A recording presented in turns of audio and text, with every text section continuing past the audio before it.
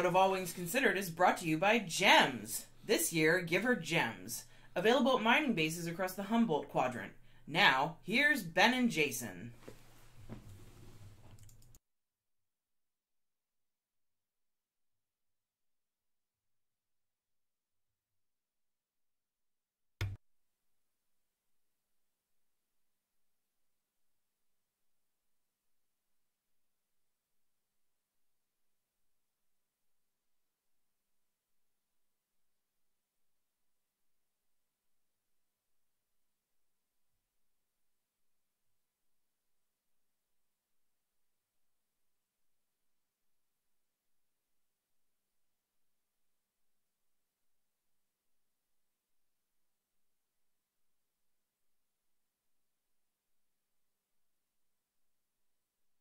We forgot to unmute the microphone. I pressed the button. It's on video. He did. Hey, everybody. Welcome to All Wings Considered. Another exciting episode of All Wings Considered. Yes, I am, again, Jason. I'm Ben. And we're waiting now to see to make sure that they say they can hear us in space. Absolutely. Hopefully they can hear us now. Well, muting the mic, yeah. Well, the microphone, this microphone is very sensitive, so we try to be more cautious and aware of when it's on and when it's off, and we're very good at not doing that. Yeah. We're doing, like, we do one or the other, but never as a circle. Magnificent failure. Yes. So, welcome to All Wings Considered, the only show that streams random Wing Commander information every week. We've got a niche market. Got an exciting show for you this week. We're going to be playing Proving Grounds. That's the multiplayer the 6-player multiplayer add-on for Wing Commander Armada. And if folks are in the audience, you can join in when we get there. Yes, it should be very fun. I'm looking forward to it. All sorts of news and comments. We're going to play some Special Operations 1. Answer some questions. We've got multimedia, regular media. It's exciting. And as you probably saw from the intro and from everything around me right now, we've spiffed up the look of the show this past week just a little bit, and I want to thank everybody out there who made that possible, because I have no artistic bone in my body, and I can agree. I also do not. So I have visions, but no application.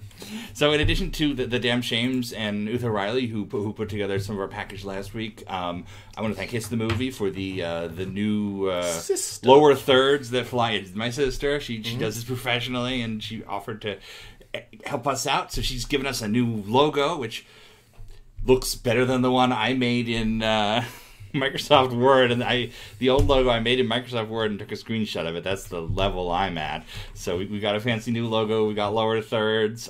We have this beautiful Starfield in the background that was programmed by our own Trelane, and he may come on and talk about it at some point in the future. It's really neat. It's customizable, and we kind of figured out that if we underlay it, we lay it under everything, it just makes for a really cool presentation. But we're really excited to be here. We were blown away by the response last week. We had over 500 views. Shocking. Who knew there were 500 people who would sit through 2.5 hours of us chatting about it? Talking about a book. But it's neat. I hope, we don't need folks to watch us to do this. We're having a heck of a time. But we do this on our own all the time, except now people are witnessing what we do either online or when we come hang out. So it's great to have you guys as part of the family. It's our historical record.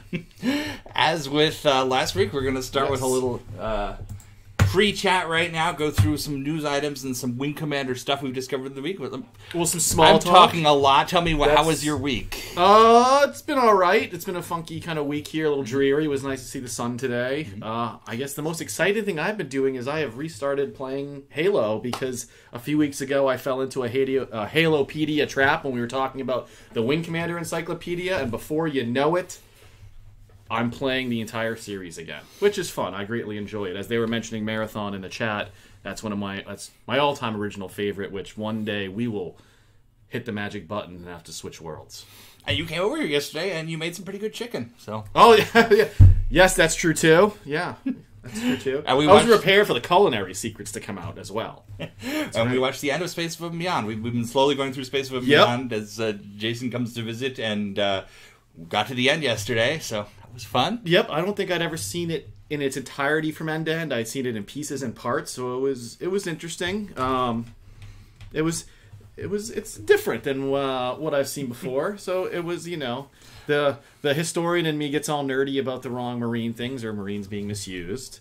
But, But what have you been doing? Because I see what you have there. Well, this is for our folks who have helped out with the show. We're going to send one of these to everybody, and they're really crummy. But we wanted the all wings considered version of the PBS tote bag. So here is the cheapest tote bag that a very tiny amount of money can buy, with our logo improperly placed. It's that good. So hey, it can also be turned into a blanket or a pot. That's for you, actually. Oh, thank you. This is a great. You have the logo on one side, a napkin on the other, potentially. Yeah, and we do not use that logo anywhere again. So no, it's a collectible. It is a collectible. I also like I thought the logo was sewed on. It has these two weird lines. No, that seems to have been some. Oh, that's for cutting and pasting. Image, yeah. Oh, that's from you cutting and pasting from Word. I actually went back and checked, and I do not have a line of pixels in mind. Oh, so that's something our very crummy. Oh man. So quality crummy is our middle name. You're right. If we had one major question... Hearing ourselves. Yeah, I muted myself. If we had one major question from last week, it was, who are you and what are you doing here? But if we had two questions, it was... It's hard to see on that screen, on your screen. Yeah, you can't see it on my screen, but you can see it. I'm trying to see... Yeah, you'll catch up. There we go. It's hard to point. The question is, what is with the naked man in back of Jason's head? This is a common question in our streaming history. Yeah, it seems to come up a lot, so we just want to go ahead and say that is a movie prop from the Wing Commander movie. Don't trust traders. And I have a screenshot here. There, you see it to the right as Blair and Maniac walk into the Tiger's Claws Lounge. Yeah. I picked that up at Prop Store 5 or 6 years ago. And when you look at the actual prop up close, it's just a bunch of laser printed pieces of paper that are taped together to make it look like a poster. But the art department of the movie did all sorts of propaganda posters, and in the tradition of the original Wing Commanders, sexy cheesecake bikini lady photos are all over the Tiger's Claw. So someday we'll go through and we'll take a picture of each one and we'll do like a walkthrough of some of the amazing... They did a really incredible job of the sets in the movie. If nothing else, the sets looked great as the decoration. In fact, I have a second poster that you can't see that's over there. The bigger one. Yeah, it's a Confed Marine recruiting poster that was in Blair's quarters. We'll have to figure out a way to position things for that to be on. There's a question: why would you have recruiting posters all over your space carrier that's permanently front? You got to make sure people re-enlist. I love war. I'm going to do double war. Here, come in and do another 4-year hitch. Let us show you stuff that would convince a high schooler, but not a combat veteran. So that's one of your popular questions answered. Don't say we never did anything. Yes, that is why there is a naked man or half-naked man above my head. Wearing a Kilrathi mask. All right. Now, I want to... My brain, basically, I want to have one project that I'm working on. I want to be writing the Wing Commander Encyclopedia and so on, but I get distracted very, very easily by anything. And the other night, I was like, I wonder if there's any Wing Commander footage in 3DO commercials. I don't know if you remember the 3DO, but it was a failed 32-bit era console that was heavily connected with Electronic Arts, and Electronic Arts continued to support it well after that was a bad idea, and they did two spectacular Wing Commander ports, Super Wing Commander, pretty much an entirely new game, and Wing Commander 3. I would say that the 3DO port of Wing Commander 3 is one of the single greatest video game ports of all time. Just the way they took it and brought it to the console, they redesigned everything so that it worked amazingly well. And that's the one that adds all the extra videos and extra details, right? Yes. Missing videos because the CDs. When Wing Commander 3 shipped, they had to ship on 60-minute CDs, which are smaller than the traditional CDs you're familiar with. Kind of the 72 minutes that became standard, because the first wave of CD-ROMs that were available in the U.S., the the 1X CDs would only read the smaller discs. So Wing Commander 3 had to cut a bunch of footage late in the process, and that was brought back in the 3DO version. So it has things like news briefs about the war. It has the message from Hobbs. That's the one everybody spoiler wants. warning, after he betrays you, there's supposed to be a message that explains it. Why he's betraying you and everything else. Yep. So there's lots of interesting stuff like that. We will play through that at some point. Yes. But my brain got going, like, I bet there were goofy 90s commercials for the 3DO. 90s commercials that are goofy? Tell me more. You know, the age of Nintendo, Sega does what Nintendo don't. Yes. So I looked it up, and I figured maybe there would be an interesting one to share, and I found 3. Ooh. 3 that have Wing Commander footage. And I have not seen any of these yet. So we're going to play a little game here. I'm going to play the commercial, and you're going to call out the Wing Commander footage if you see it, because it's all blink and you miss it. All right, I'm going to be staring at the wrong screen to make sure I see this as it happens. And these are pretty fun, so... It's a 90s commercial. I imagine it's going to be ridiculous. Our first one is one of their launch commercials from 1994. 94. If you're not playing on a 3DO system. And throw it in is it a coffin? Are they putting in a coffin? Oh, get rid of that Sega Genesis with what Sega are CD? you playing with? Both of those Presenting 3DO, the most advanced home gaming system in the universe.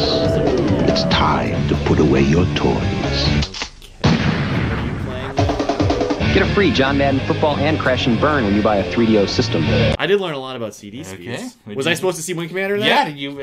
you did. You saw it, but you didn't get it. What you thought was a demon was the scimitar taking off in Super Wing Commander. Okay, yeah. I would say that looked really familiar for some reason, but I didn't know 100% why. Okay, right, so one for me, none for you. All right. I clearly called that. That's all that matters. And that was of the 3. That was probably the second easiest. So okay, now it's close counts and horseshoes, hand grenades, and 3DO commercials. 3DO commercial number 2, 1995. And again, I apologize for these incredibly low resolution. All I know is I can't do as much commentary. It's very. You gotta look at my screen. Yeah, but there's. You're in the hot seat here. You almost want to be having joy out of this. Okay. You call this life? Not me. I say life began a year ago when Panasonic gave us the explosive 32-bit real 3DO. The competition starts scrambling to catch up while 3DO evolves. Now with over 200 titles available, guess who's at the top of the food chain eating the tadpole competition for breakfast? So you want to evolve? Get the 32-bit real 3DO for Christmas. And don't say all 200 plus games for your birthday. Start using those opposable digits you're so proud of to take on aliens with Tia Carrera and the Deadless Encounter by Panasonic. Evolution ain't hard. Welcome to the real world. Oh yeah, that's right. This is this era. This is the 94. So or in the mid 90s, we're very heavy MTV's king of everything era. Yes. And so now we're not going to see an American commercial. Those are the 2 Wing Commander commercials I can find from the U.S. But tell me what country. Go across the Pacific to Japan and see how they advertise the 3DO. I was expecting food from Europe or something. Here we go. Okay. I think Europe is too classy for stupid commercials like this. They've got like leather-bound books that advertise Wing Commander there or something. Pallets of tea cupcakes and fish like last time. All right, here goes a completely normal commercial from Japan. Okay. 今1台のマシンが全米で大人気パナソニックの 3DO リアル松下電器と天才トリップ・ホーキンスが世に送り出したマルチプレイヤーだ It's a new experience. それは全く新しい体験ホーキンスのマジックに誰もが興奮している It plugs into the future. ゲームを超えた次世代マシンそれが 3DO リアルだリアルな映像リアルな色彩リアルなサウンド It's for everyone. ゲーム、音楽、教育、広がるソフトウェアこれが松下電器のマルチメディアの第一歩ですパナソニックインタラクティブマルチプレイヤー 3DO リアル3月20日いよいよ日本デビュー Coming to you soon. Panasonic. Well, you got 2 out of 3, so that's pretty good. I definitely got all 3. I called that. I said, that looks like a demon. That's close enough in my book. Nah, you didn't make a good connection. That's 2 out of 3. Better luck next time. I don't believe that for Your trophy is in the mail. Yeah, it's in your swag bag from NPR. So, the Terran Confederation Public Radio Broadcast System.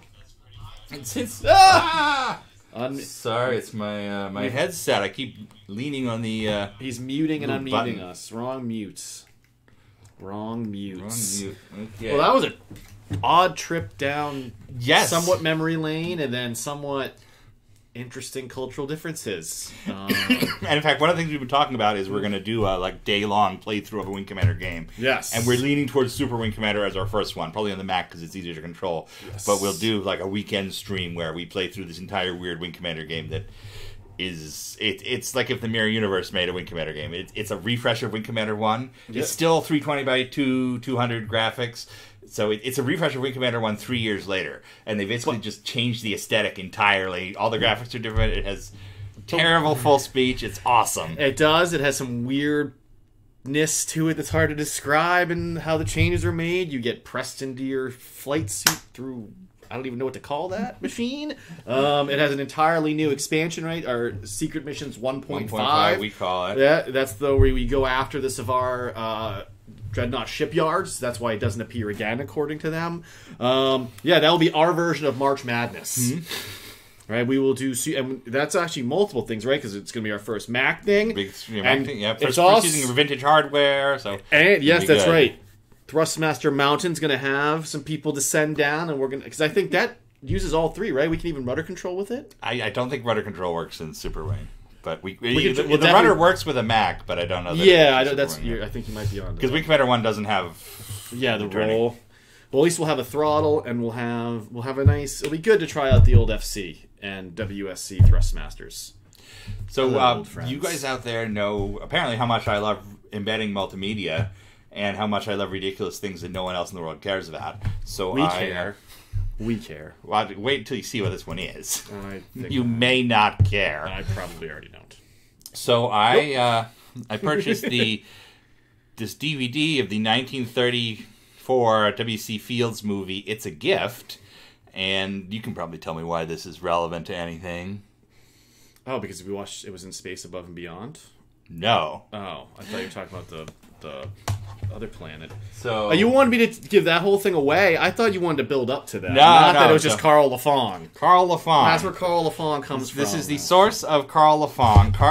Back before Colonel Blair was Colonel Blair, when they did the original hint book for Wing Commander 1 and 2, which is a narrative, novel-style story. It writes basically the story of the game from first-person perspective, which they used to do a bunch back then. Yep. And they needed a name for the guy instead of you selecting your own name, so they went with Carla Fong. And, why? People wondered that for years. We argued over it for years. Yeah, should we call him that in the Wikipedia? Should he be Colonel Blair? Should he be Armstrong? That argument is still going on. I just don't take part in it anymore. Yeah, I mean, when I was looking up some stuff in my old Usenet history for the books and things, it was disturbing to see how often Mr. LaFong's name was popping up in some of those thread titles and comments, and how angry we were about it. So the source of Carl LaFong is this movie from 1934. It's a gift. It's a gift, which is kind of like a traditional studio comedy from the 30s. Please explain to me, what is a traditional studio comedy from the 30s like? Basically a series of loosely related sketches. I mean, the plot of the movie is that W.C. Fields is...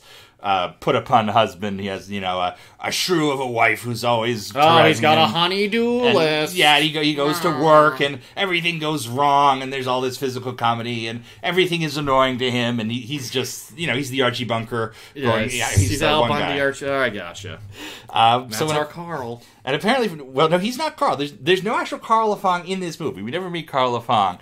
But there is a... famous, and I mean famous among people who watch movies from 1934 and think they're great, scene from this movie where, almost skit from this movie, where he is harassed by an insurance salesman who is looking for Carl LaFong. This is a guy who managed to jump out of town and miss getting harassed.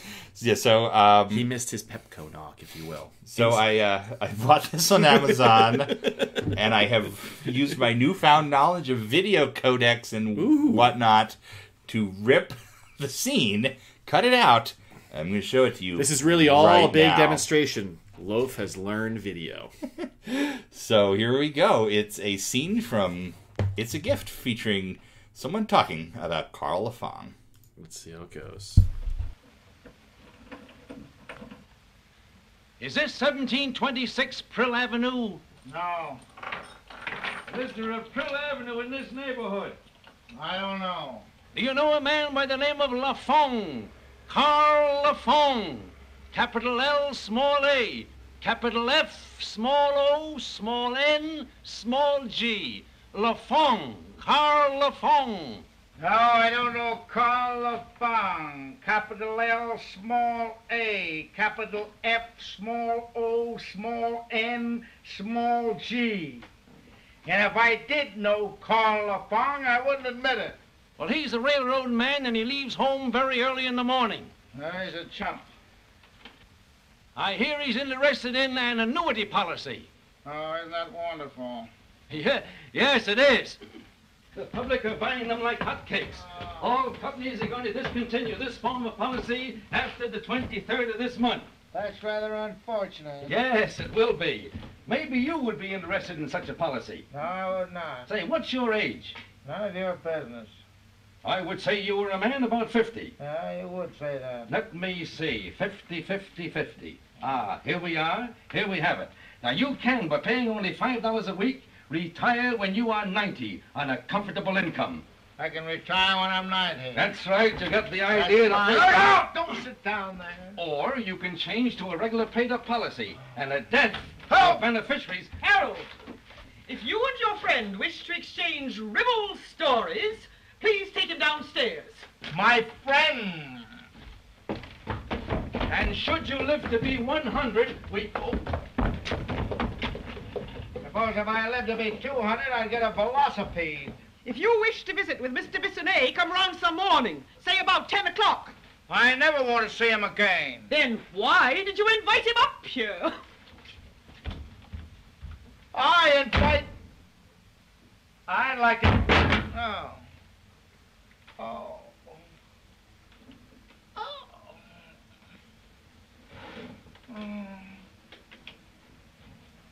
Oh. Looks like it only retired. Well, that was that. That is the origin of Carla Fong. Insurance salesman coming to harass you on your front porch. Everybody's favorite thing. Ding! Now, Mike asked during that video, do we know how this ended up in WC? Chris Roberts, a fan. Don't have a specific answer to that question, but my suspicion is that it is probably just a case of the author being a fan. Mike Harrison, the author of the book, he was also president of marketing at Origin at one point, or vice president of marketing, however that works.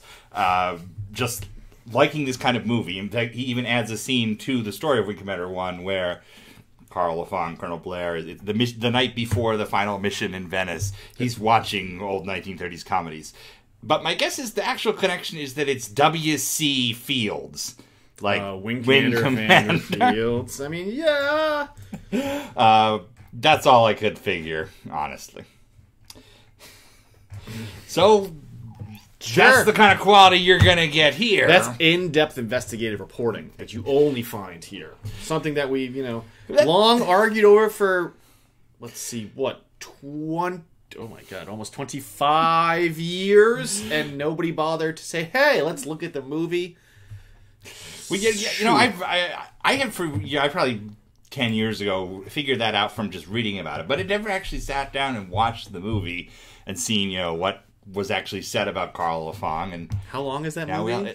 Well, it's short for a modern movie. It's like an hour and 10 minutes. Okay, I was going to say, then at least you didn't have to do a long haul there. No, it's enjoyable. I like the idea of bringing in some sort of culture, however ridiculous, connecting to Wing Commander and then sharing it with everybody. Oh, interesting. Well, you have any other exciting small talk? I have one minor thing. I'm trying to think. Other than that, I've been not too exciting. Just the normal. It's the end of another SNU semester, and you teach adjunct. Well, let's not explain every awesome thing I have to do.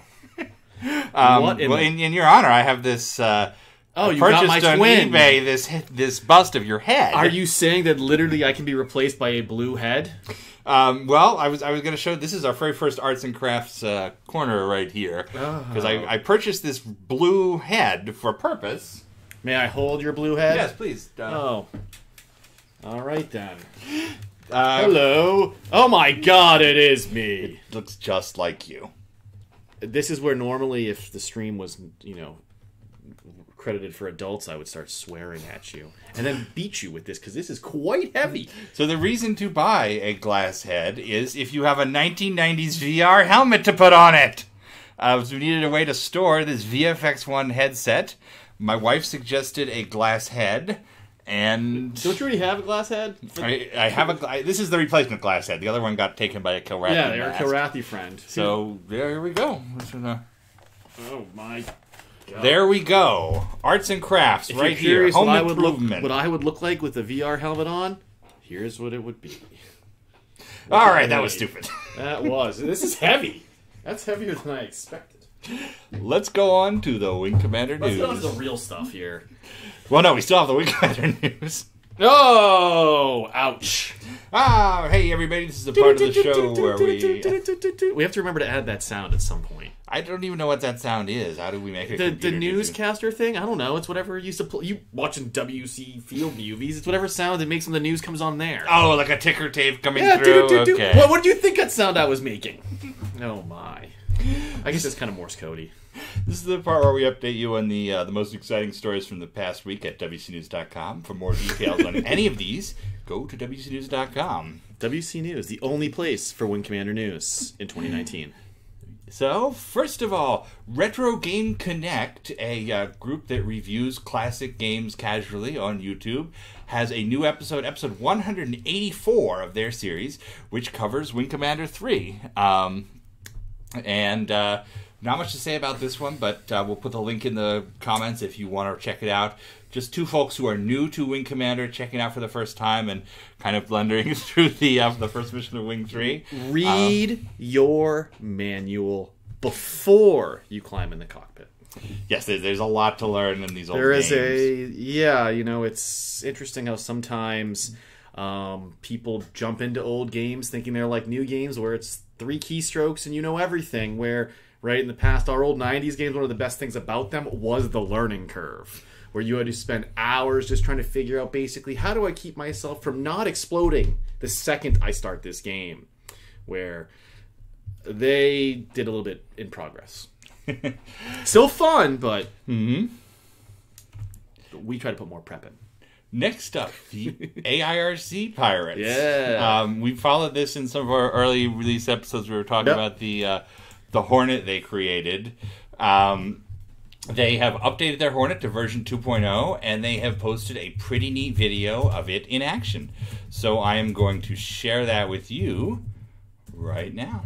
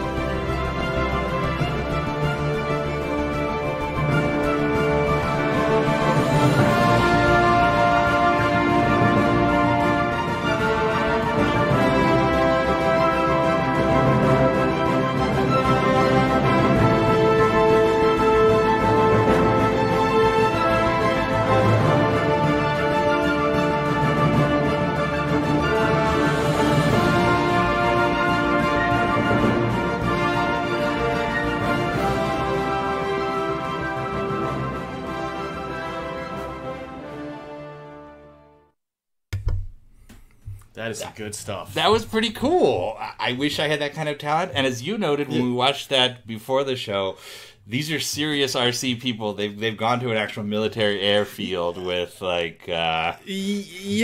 and things. When you look at that, right, you can see that it's somewhere in either the Low Countries or England because they have those camouflage and armored revments for the aircraft. So you see those kind of bunkers and storage facilities around. So they're at some small fighter strip flying a light fighter around. And I love how they integrate the actual game cutscenes into the moments of both joy and distress. Right? The ejection one, when I laughed pretty hard the first time I watched that. I'm not going to lie. It was pretty good. Oh, and there it is again. For some reason, it started again. Hey. I'm still learning this streaming stuff. Hey, thank God you're in charge and not me. Our third story, Privateer. Our third and final story for the news is Privateer. Chris Reed posted to WC News the other day a comparison of two advertisements for Privateer.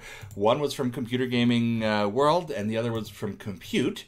And he was just interested in all the little differences between the ads. I'm going to bring them right up. Nope. Nope, not that. I'm going to bring them right up here. There we go. Nope. Well, you stop. You just love that video too much. It's a live show. So here's the first ad. This is from CGW. And the variant that's from Compute. That's all interesting. It's cool to compare them, and there's an analysis at WC News. I thought it would be fun to take this one step further and take a close look at the individual screenshots, the pre-release screenshots that are used in this ad, how they look compared to the actual game, because there's some interesting discoveries There are some here. interesting things when you brought these up online the other day and we were discussing things.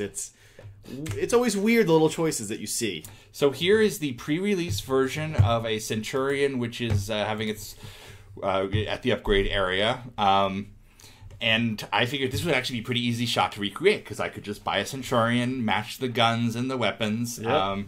So for the record, the pre-release Centurion is armed with 2 laser cannons, 2 mass drivers, 1 missile launcher, and 1 tractor beam. It does not have any shields, and it's an AW. It's the one below Omni on the scale for the radars. Yeah.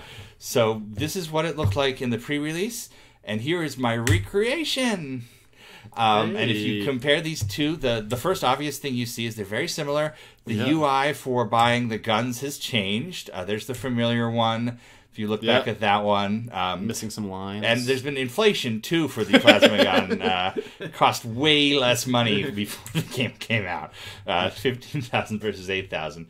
The other thing is the bitmaps for the lasers are slightly different. So if you look at the inner cannons on both sides, they actually changed before release. But otherwise, very, very similar. The rendered background is all the same. This is pretty close to release, just the UI. Number 2, this was a hard one to recreate exactly, but pretty roughly I got it. Because you struggled a bit with this one. If you look at this one, he has positioned himself. He's about he's 46 meters from auto landing on the base. Yep, and he's afterburning. He has his ship. He's set to 100, but he's at maximum afterburner in a Centurion. So this was a shot you could only get for 1 second, but I did my best to recreate it. Yep, you did well. And even again, the shield damage. Well, yeah, the minor. I just turned the shields down and let them recharge again. But I didn't get the energy. I couldn't get the energy down to the right level. Yeah, that's all right. But you can see the one change is bases are targetable. They have the yellow bounding box. And the name. It was an asteroid base, which didn't quite fit. And in the final game, it's a mining base. Yeah. And the radar changes a bit, right? You have some extra detail on the radar. Compares get those triangles that are textual. What? That is on me. I picked up the wrong radar. Oh my That's goodness. me, because I could have had that radar. That's one of I guess you never noticed this in Privateer, but the shapes of the radar change depending on which package you have. Yeah, I've only, let's be honest, you buy 2 radars in that game. The basic one. And the Omni, Yeah. If you buy anything in the middle, what are you wasting your money on? It's like buying a jump drive that only takes you halfway there. Number 3, here's Angry Tan. Yep, Grayson Burrows, as we now know him from. As it's a shot from the intro. Interestingly, this one was not in Origin's press package, so I could not find the actual original screenshot, so I grabbed it from one of those ads. And he's clocked closer, but he's very, very similar to the finished one. The difference is he furrows his eyes in a way that he doesn't in the intro. Yeah. So there was a different expression that they likely cut for space. Privateer had to ship on 6 3.5-inch diskettes before it was a CD game, and just something as simple as one expression gone from him saves you a little bit of disk space. And if you can go from 7 disks to 6 disks, you're going to save a whole lot of money when you release a game back in the 90s. Oh man! But okay, so this is a weird one. This is you may have seen this shot before. It was used in a lot of magazines, especially early releases. This is not a screenshot from the game at all. This is what's called a paste up. Basically, early in the game development, before there's a working build, there's all these pieces. A game is like a cake. You add individual, squirt of programming and some art, and you mix it up until it bakes. And then there's a point where you decorate it and you make slow iterative changes, like the UI we saw in that first screenshot. But this one, and I always thought this when I was a kid. I would see this and stuff like on the Wing Commander 1 box, and I would think, there's a secret version of Wing Commander 1 where everything looks different. There's a space I can get in that will let me do that. But no, not at all. When you see a shot that's this different, what it is marketing going to the artists who are working on the game, the design and everything, and say, what do you have so far? And they, we rendered the Gothri in these different poses. We can slap that in here. Well, we've rendered a cockpit over here. We can put that here. How do you think this is going to work? Well, there'll be explosions. We have explosions from Wing Commander 2. We can slap them in there. Radar will probably be on here somewhere. So if you compare that to the finished look of the Galaxy cockpit, pretty different for pretty much everything. It looks very Christmassy. Yeah. It's very seasonally appropriate, I guess. It looks very berry-ish and holly-ish. So this is a deluxe paint render. Basically, they take deluxe paint and they put in all the individual pieces until it looks like the game they're trying to build. And they use that for the marketing when they don't have anything else yet. But when you look at closely at this, it doesn't really make sense. What is that radar screen? It doesn't match what's on the screen. But super fascinating to see. It also harkens back to a time when they were talking about using the Strike Commander engine rather than the Wing Commander engine. Yep. So you would have more 3D ships. In the final game, I don't think you have anything close to a Gothri in that level of resolution. Yeah.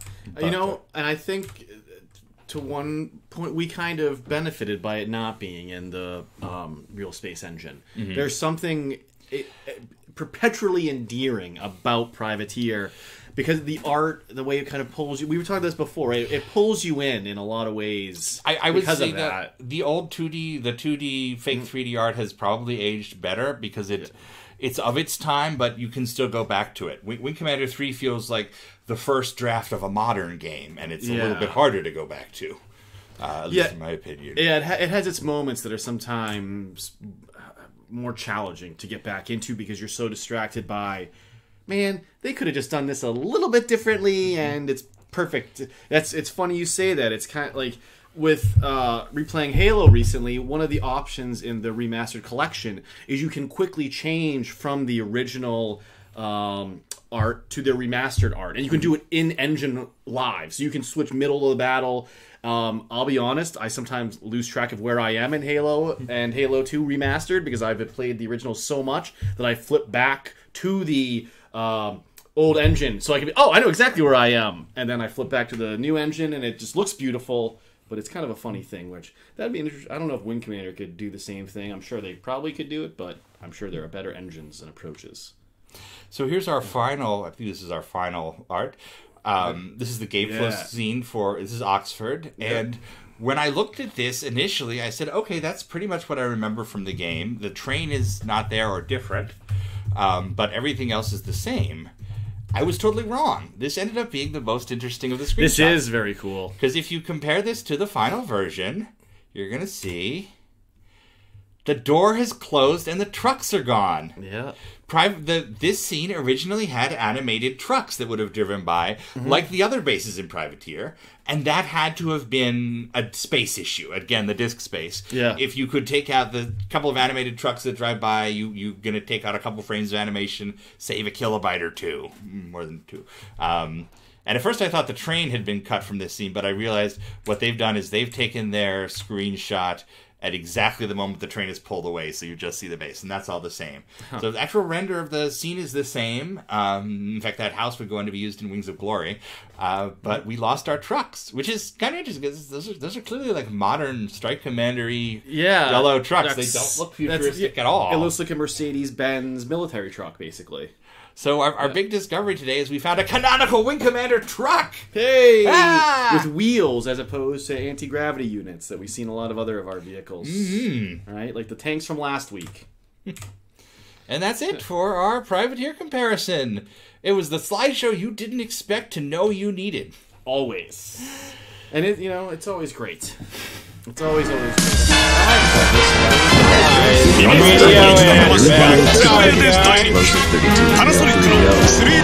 All the 3DO ads together. Oh, that must have been annoying for the sound. But what I was going to ask you before that happened was that, is there a chance that we might be able to re-engage some of these missing things at some point in time?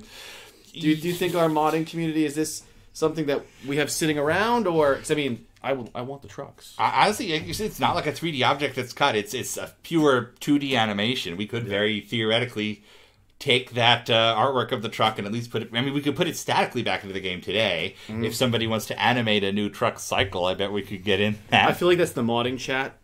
Guys, yes. That's them. That's not an interesting plot idea at all. So no, I imagine. Hold on, we're gonna hold off on the model upgrade package, and we're gonna devote all our efforts to this truck restoration. But Euro Truck Simulator. I remember going to they used to have the Garber facility here in Silver Hill, Maryland, which was where the Air and Space Museum stored all their extra aircraft before they built Udvar-Hazy in Virginia, and they would give you this walking tour. And you would get to the restoration hangar, and you would watch aircraft be slowly restored over years and years and years and years. And I remember, I think the first time I ever went, they just finished their Focke-Wulf 190 that's in, I think it's on the mall now. But they were showing us they had sanded off each coat of paint, and they'd figured out the 12 different paint schemes they'd had on this aircraft while it was in service. That's pretty cool.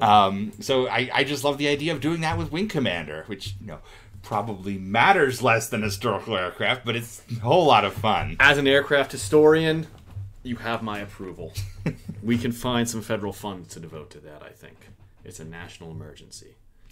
So our next segment is we're going to play one of the least familiar Wing Commander games of all time, which is something called Proving Grounds.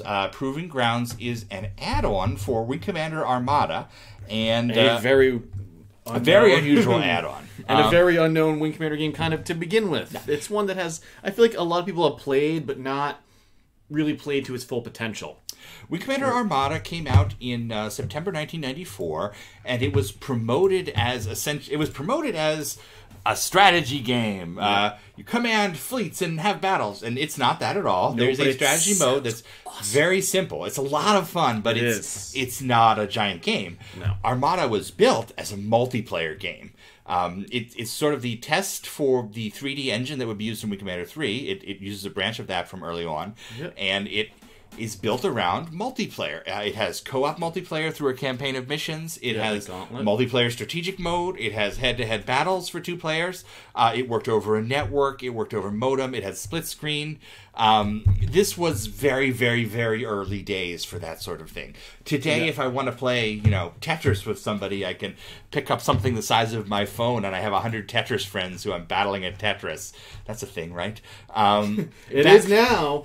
Back then, this was just after the original Doom came out, and Doom kind of brought in the idea of network gaming. People would bring their shareware copy of Doom to their office, and they would use whatever the networks. It wasn't a token. It was whatever was after Token Ring, and they would IPX. Play, IPX. IPX is what Armada uses. There was NetBIOS. There were all sorts of things, and so Doom kind of awakened everybody's minds to this.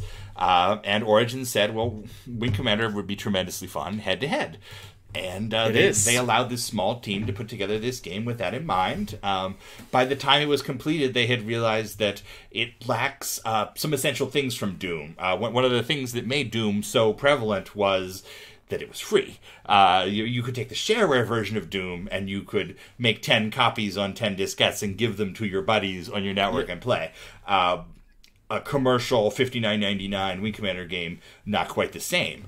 And this is also before kind of the era of multiplayer discs. Yeah. Like how some games you'd get, you'd have like a story copy that had the campaign on it, then you'd have another CD in the box that then typically just had the game executable itself and the basic assets, but you could not do any of the single player stuff. But you could give that to your friends, so that then you could run on multiple machines and things like that. I remember Star Siege, it had that. So Armada, they kind of juked and instead promoted it as this strategy game when strategy was really just one of the variant modes they had created for the multiplayer. Cashing on that CNC money. Now, for whatever reason, and I have never heard the reasoning behind this, I'm glad it happened, but the team behind Armada was not immediately put in a new project, and instead a couple of the guys created an add-on, which is called Proving Grounds. And very, very, very unusual for something from 1994. It was not a physical product. It was not something you could go to a store and buy. You had to dial up and download it from Origins BBS or a local BBS, that was how files spread back then. For those unfamiliar, that's bulletin board service. Somebody would call up Origins BBS and they would download a file, and then they would call their local BBS and upload it there. You did not want to run your parents long distance. This is when phone calls cost money. Lots of money, actually. Another reason why people did not play that much Armada, because it was geared towards modem play. And yes, you had a Wing Commander buddy who had it, and you met him on IRC or Origins chat zone. On the Wing Commander. Gosh, he lived in Perth, Australia. That's right. Where for the record, I went back through and I was looking for Usenet posts, and the 8th post I ever made on alt.games.wingcommander was me looking for an Armada game in the 603. On August 4th, 1996, I was looking around, right? I'm pretty confident I did not find anybody that wanted to play in New Hampshire. Probably because I was the only person who might have owned it in New Hampshire. But I had I played with a friend of mine in high school occasionally. I did a little bit of 2-player Armada. At the time, I never got to play Proving Grounds because I didn't have an IPX network. I don't know that anybody really played Proving Grounds at the time. What Proving Grounds adds to the game is a crazy amount of stuff. This was the company that couldn't release a patch for Pacific Strike. They actually offered to give everybody their money back because they weren't able to patch it. At literally the same time, they had a development team doing a free multiplayer add-on for one of their games that no one played. It's a weird, and it's something I'd say, over the course of learning how to do the stream and putting the show together, I would say we have come to really love Wing Commander Armada. Oh, it's tremendously fun when you can play it, but it was such a pain to work back then. Even us to get it set up the first time here was a pain, but now it's smooth sailing. Yeah, one of the great things about the GOG release is that it emulates all the emulates and scripts out all the network setup stuff, so you don't have to worry about any of that. There's a couple of changes you can make, especially if you're hosting a game. But basically, you just need to know if you're playing as a client rather than a host, you just need to know the other IP and you connect, and it's much like a modern game with kind of a clunky, fun 90s interface, which you'll see in just a moment. It's a great. It's a piece of work. It's a piece of art. But so what Proving Grounds does is Armada was 1v1. It was the most. You modem network or split screen. It was always 1v1. Serial. That might have been the other connection it had. That you. You could do a serial modem serial connection where you literally had two computers next to each other. So what Proving Grounds adds is a 6-player mode. It adds 2 6-player modes basically. One of them is called Proving. One of them is just battle, and it's any possible team battle you can imagine. 3v3, 2v4, any combination. Human versus Kilrathi, the same ship stats as the first game. The second mode, Proving Grounds, which it got its title from, is something else. It's sort of an arcadey style power-up based game. You pick your ship, but it doesn't have the stats of the ship you know. It has 2 laser cannons, 2 dumbfires. It's a very vanilla paper airplane version that you then have to build stuff onto by flying into them and stacking up different power-ups. you gather these power-ups, and it's basically just an arena. You blast your buddy, and when you die, you lose all your power-ups, and you have to start again. And you can get ridiculously overpowered ships. Yes, you can get like 15 guns. I was going to say, what was the record of our last game? Where it was like 10 guns. It was 10 or 11 guns, and it was the VDU, and you'll see, because it keeps just stacking the guns on the display, so before you know it, all you just see are these guns on top of guns on top of guns. It also adds some graphics, too. Armada did not have asteroids like traditional Wing Commander games.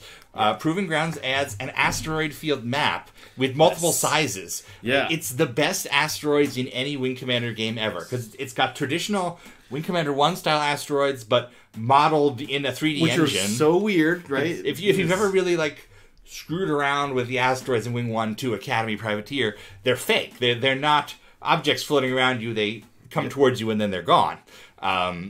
These do. These are actual asteroids with vectors, and there are huge asteroids too that show up on your radar. Like they'll show up as like a soccer ball. They're huge. Yeah, you can hide behind them if you fly up to them and you want to ambush somebody. You can hide so you don't appear on their radar. You're until you the asteroid. Yeah, it's pretty interesting, and it's a really strange thing for Origin to have done. So. Yeah. We're going to start up a Proving Grounds server. We will share the IP in chat. I've already posted. I'll post it again in a second. Okay. And I'm going to run the host. I'm going to host the game. We'll play it, and we'll show you some of what's going on. And anybody who wants to connect up to that 6-player limit, you are more than welcome. I would say the only thing that I have to make sure of is just make sure you have your cycles maxed out or set to 32,000. So don't max them out. If you max them out, you're going to have a bad time. 32,000 seems to be the sweet spot for us. And you have to have 32,000 because we've discovered that if they're not the same, the game desyncs. Yeah, set yours to 32,000. Yeah, 72 is a little too high. So I would set them down to set it to 32,000 at boot up. That's 32,000, not 3,200. Yes, 1,000. Extra 0. Yes. So like everybody wants in their paycheck. Let me go. It's a leading 0, but I usually get that.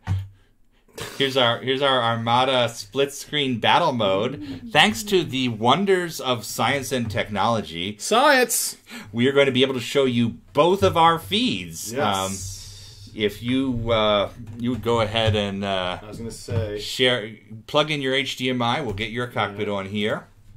And here we. There you are. It's your desktop. Hey, look at this. Meanwhile, I am going to load my Armada. Oh wait, I'm not going to load Armada. The way to do it is it's the multiplayer. It's a link that GOG will have added to your start menu called multiplayer. And right there. What that does is brings up a menu that will say, it'll give you the option: start single player game, start client game, start network host game. So I'm going to start the host game, and that is loading up here. Pick 2 for Proving Grounds. Okay, and I'm just watching the stream here to make sure that this comes up right. I was playing around with it earlier, making sure we had them right. You just need to click.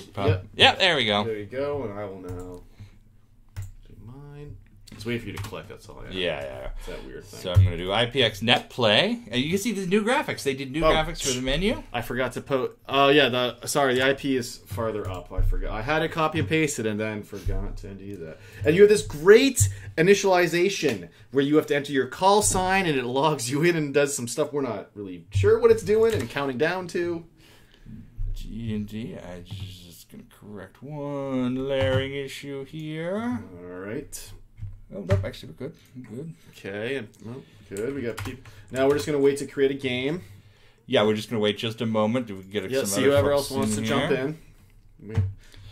Let's get to full screen. We've got Dunderdal and Mufasa. Yep, Salty. Oh, look at this. Wow. All right, so he's going to create... What are we going to do, a battle or Proving Grounds? We're going to do Proving Grounds because we've got to check out this stuff. So this means that, yes, if you want to, you can fly the Phantom. And it won't...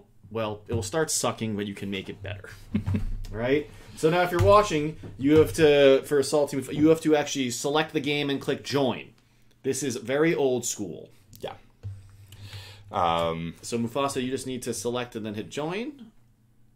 Oh, he's in there. We got current. No, but he's on the my game. game. Yes. Yeah, hit the join button, and that will add you to. Here comes Michael. Oh, here we go. 4, and Trelane's going to jump in 2. It's possible that no one has ever played a 6-player game. My mouse isn't working in the window. I need try Alt-tabbing Scout. See if that works. Hello, everyone.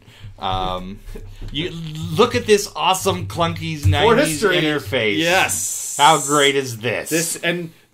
Loaf and I have discovered some weird, like in playing this, there's weird things you can do with the chat in the game. Michael hit Control O and you should be, or Alt O, you should be able to bring up the options menu in here. Yeah. And this UI, I love this UI. It's beautiful. This is what my dreams look like. They're very hard to read. Which I guess is just like all our dreams, right? Well, I'm going to go ahead and start this game. Yeah, we'll start the first game. And we'll do a second game in a little bit. Certainly. If folks are catching up with us. Certainly. Let's get this over. And now, also remember, when you're looking at this, first you select click on the ship you want, hit select, and then commit. Yeah. Do not hit commit because you'll get stuck with an arrow. I'm going to Shocklar. I'm going Corlar. So you hit select and then commit. Yep, and I can see that the rest of the crowd is having a struggle with this since I see a lot of arrows down there. It's a new thing for everybody. Oh, that's right. I don't have sound because we're doing this funky sound through you. Wait, oh, you can turn your sound on. It should be muted on my... The problem is, I noticed too, I probably don't have sound because mine is muted to begin with. Okay, no, it is on because I did that. All right, good. Okay, I don't need my headset though because I won't hear anything because it's going out the HDMI. All right, looks like we are good. All right, is the sound good for everybody? Yeah, how's our sound? Well, I guess there's not... Oh, this should have the music, right? Doesn't this have the selection screen music? Oh, you know what we forgot to do? What's that? Our taunts. Oh, well, next time. Well, we'll have to load those up next time. I think we're good. I guess we're waiting on you, sir. Okay, we're committing. All right. I hope all of you die. Oh, wait, somebody's things are off, I think. We might have... Well, give it a minute to initialize. There we go. There we go. Nice and smooth now. So, if you look around, you can see we've got some pretty neat asteroids. Oh, no. Including big ones. No, we're getting bad frame rate. We're getting bad frame rate. Does everybody have 32,000? I worry that we're not. Yeah, up your cycles to 32,000 if you're having... I forgot. Basically, we are as slow as the slowest person here. Yes. Well, what's also interesting is I forgot to double check my joystick, so it's actually not functioning at the moment. Yeah. Which is odd. It should be. No, it's just picked up. Smooth now. Somebody must have fixed an issue. I'll have to fix that next time real quick. No, you know what it is? Is it when the is this an asteroid thing again? Maybe. I could try one with less asteroids. Oh, yeah, because the second I get an asteroid in frame is when I see it drop off an edge. So. I'm doing okay with an asteroid, but when I get close to Trelane, it gets bad. I have both 2 asteroids and 2 things on screen, and that makes it really bad. This is much slower than we were. We had much success yesterday when we were testing this. I think we might have to try with asteroids down. I just picked up flux cannon.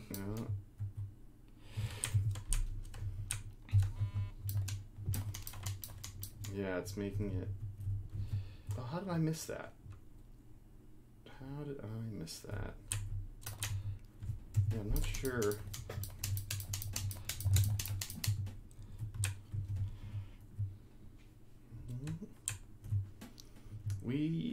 It's weird. I'm not sure what is caught. It's when somebody's looking at asteroid, because when there's nothing, everything's fine. Or, well, my frame rate's quite nice now.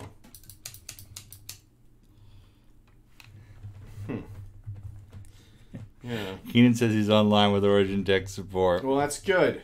You call there, BBS. Oh, I just self-destructed myself with a Alt-E. Hopefully that brings me back to the menu, but I'm not But we also discovered that there's no way to end the game. Oh no, I Alt E, eject, and brings you back to the menu. So that probably should have kicked you out, or did it just do? No, me? it just kicked you out. Interestingly enough, which I imagine it does that till there is nobody left. Well, I'm going to create a new game. Yeah, I'll eject this, and we're going to do no asteroids this time. We'll see if that lets you do 6-player. My suspicion is that it's a cycles thing, because we figured 32,000 for us. Yeah, and then yeah. Well, here, I'm going to do one thing very quickly. I just want to make sure this thing knows that this is plugged in. I don't care about you. Mufasa ejected from. Yeah, if you hit Alt E, it will eject and bring you back to the menu, and you can rejoin a new game. Yep, I'm just double checking my. Let's see. Yeah. One moment. Okay, proving grounds.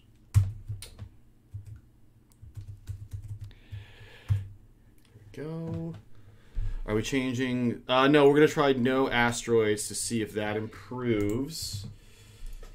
Yes. Right now, I am just...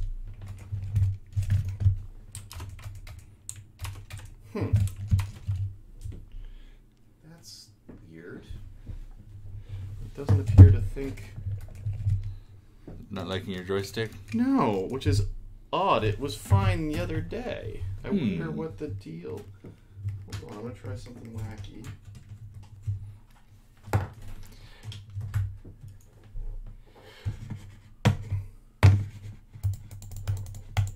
think that made it matter that I wanted it to. By all means, if you want to start... Yeah. Another bug right here is I've gone to I started the game and it gave us a black screen, so... Uh-oh.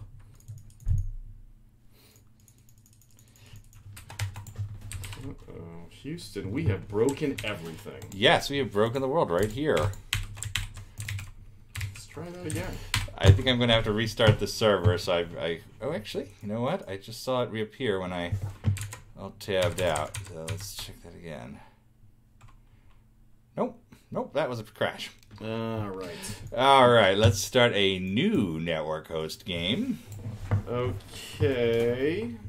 Now let's see too. I'm trying to figure out why doesn't it see. Let's keep it at 32,000 cycles for now.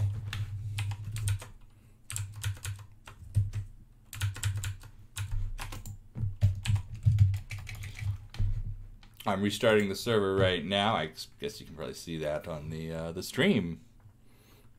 Why is it so Hungary though this time? This doesn't work. We'll get a bunch of modems. That's right. We'll call each other. What I don't get is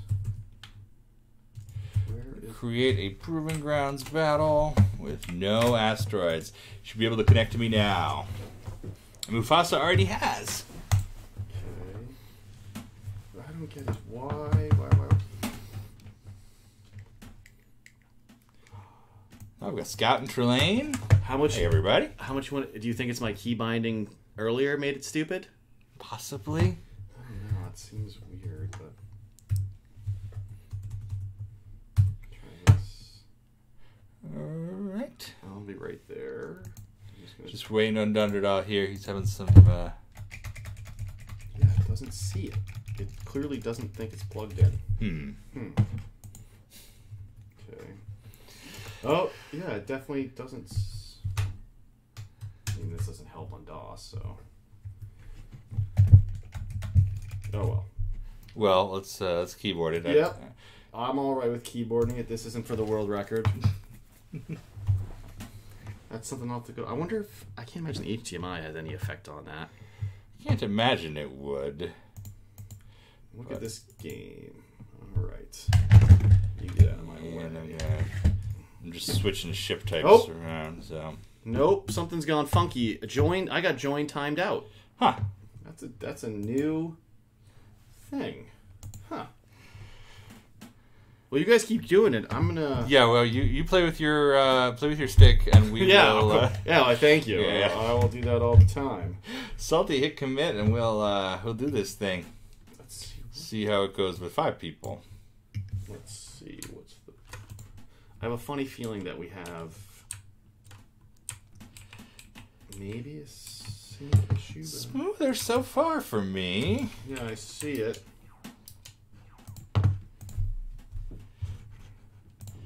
Yeah, I'm tracking Trelane okay here.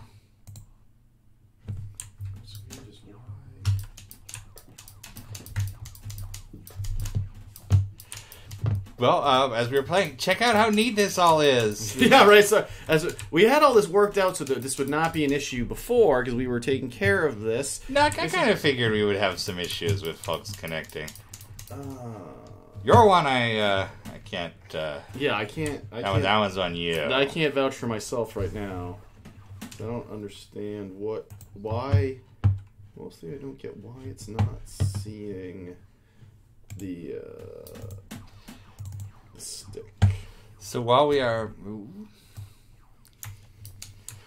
yeah, this is perfectly smooth without the asteroids. That's interesting. Yeah, well, the asteroid. I mean, when we first tried it right with 3 people, we noticed that asteroids were a killer issue. Maybe it's just when you get above. Because I mean, with 2 of us, it was great. Even with high asteroids, I mean, we sat messing around. I actually sat there trying to fly into the small asteroids on purpose to see. I learned that they are more deadly than the larger asteroid.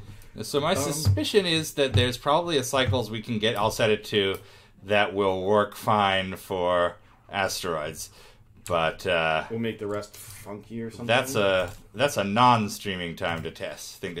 Yes, I would agree with that. I would definitely agree with that. Scout picks up Javelin HS. And I love this sort of design where this is clearly not something Armada was designed for, the pickups and 6 players, but you take the base and you work out and create this.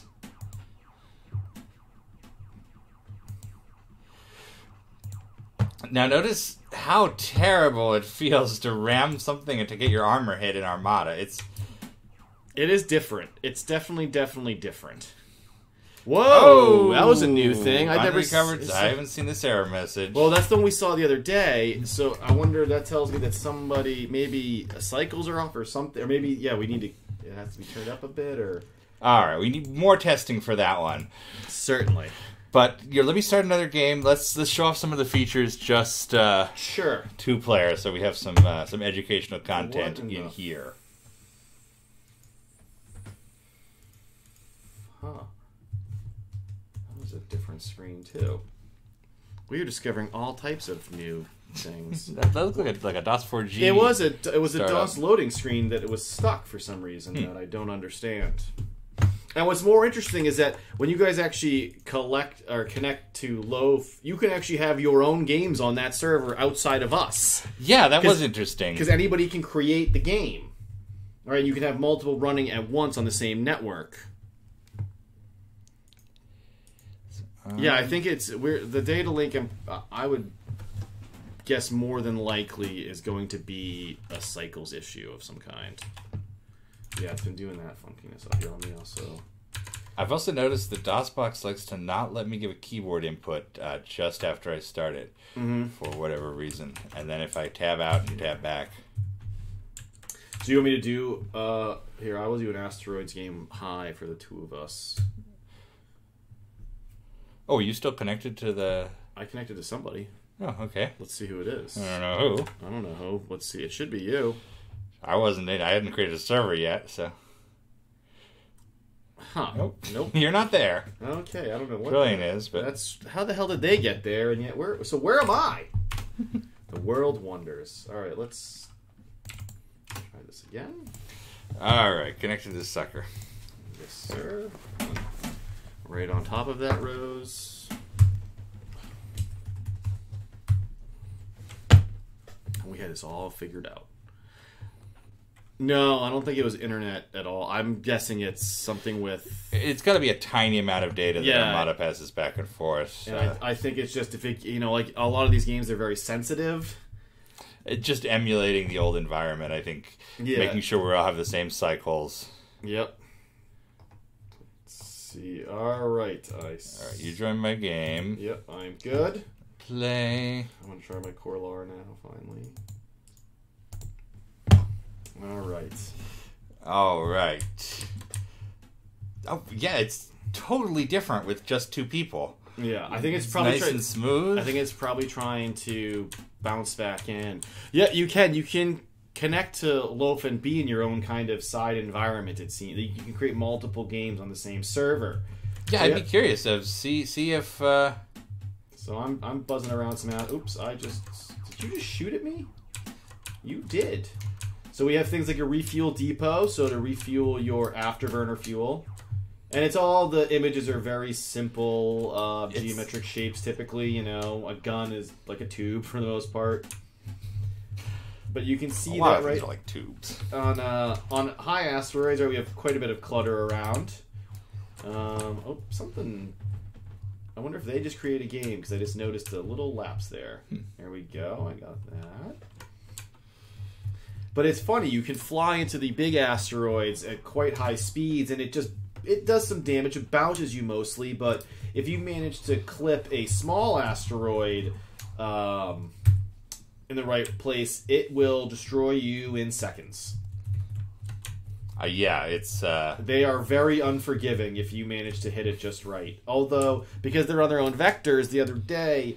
Yeah, they don't hit you like a classic Wing Commander asteroid does. If you try to fly at it, it almost I was convinced it was flying away from me, but then Loaf said, no, I think it's because they're on their own vectors, so it just looks like it's going at you, but really isn't. And I would, after a bit more testing, I agree that that's definitely what was going on. I don't want paw dumbfires, though, and I even missed it somehow. See, getting a rendezvous is difficult with these power-ups. It's so much easier in Arena where it's a 2D flat screen. Well, if only all Wing Commander games were like that. What's funny, I thought we were doing quite well yesterday when we were testing this, but I guess when the heat is on, things go wrong. That's always the way it's going to be, but that's why this is so much fun. That is it. Oh, come on! These keep all disappearing right as I get to them. I noticed that seems to happen. Yeah. Because they always seem to spawn at what? You can't really tell, but they're definitely 5,000 to 7,000 clicks away. How did I miss that? Like, come on. I'm in a huge, huge thing. Yeah, and if you miss it, there's almost no reason to try again. Because, yes, it's going to be gone by the time you turn around. Because that's what just happened, yes. Yeah. And one thing I noticed about Proving Grounds is there's not much of an ability to kill the other player until you picked up some weapons. Yeah, when we first did this, we stacked up for quite a while where I had something like 10 or 11 guns, and it was just ridiculous. Because the amount of firepower you're throwing off. I wonder, are you seeing that? The little stutters every now and then? Yeah, I did. I don't know what caused it. I wonder if they're... if they're on there playing a game. I'm trying to look over there, but I don't think they are. Yeah, you have. So here I'm going to get some particle cannon tubes. There we go. Particle cannon.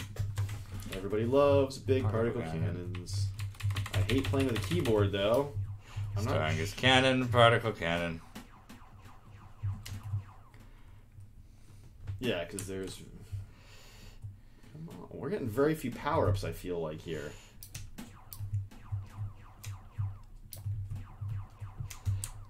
No, using the rock as cover.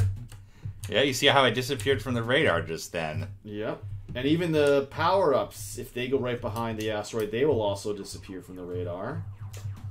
Those are two useless power-ups. I don't want dumbfires. Apparently I got them. Ooh, I hit an asteroid. Well, that is never good. Interesting. I'm getting a little stutter when I look at you in several asteroids.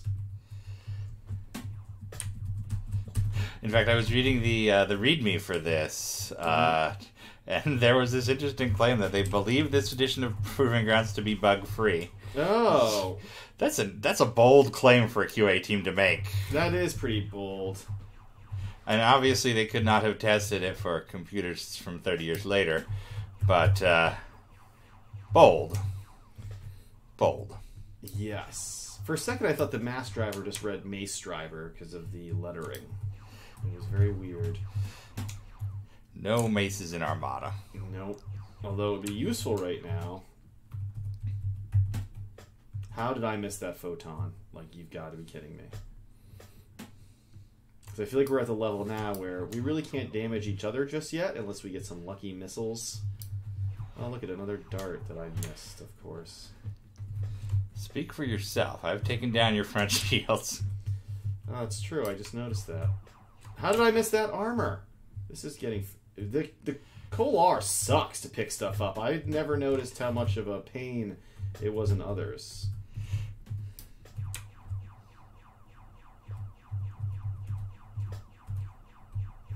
Here we go. Get some flux cannons. Just keep stacking them. Let him shoot all he wants at nothing. Oh, it's the particle. Yeah. I'm trying to smash keyboard here too, which is infuriating. Infuriating. It's your own fault for not pre-flighting your plane. Mm-hmm.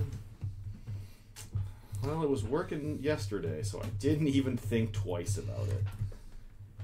And now look where we are.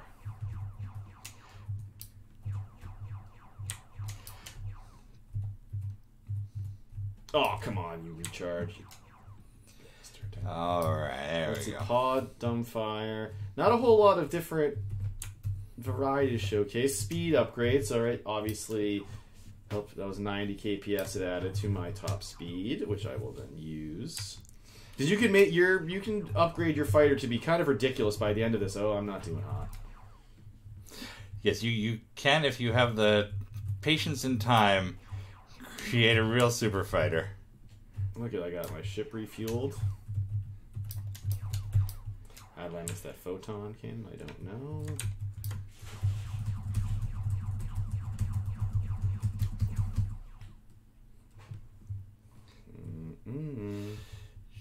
Oh.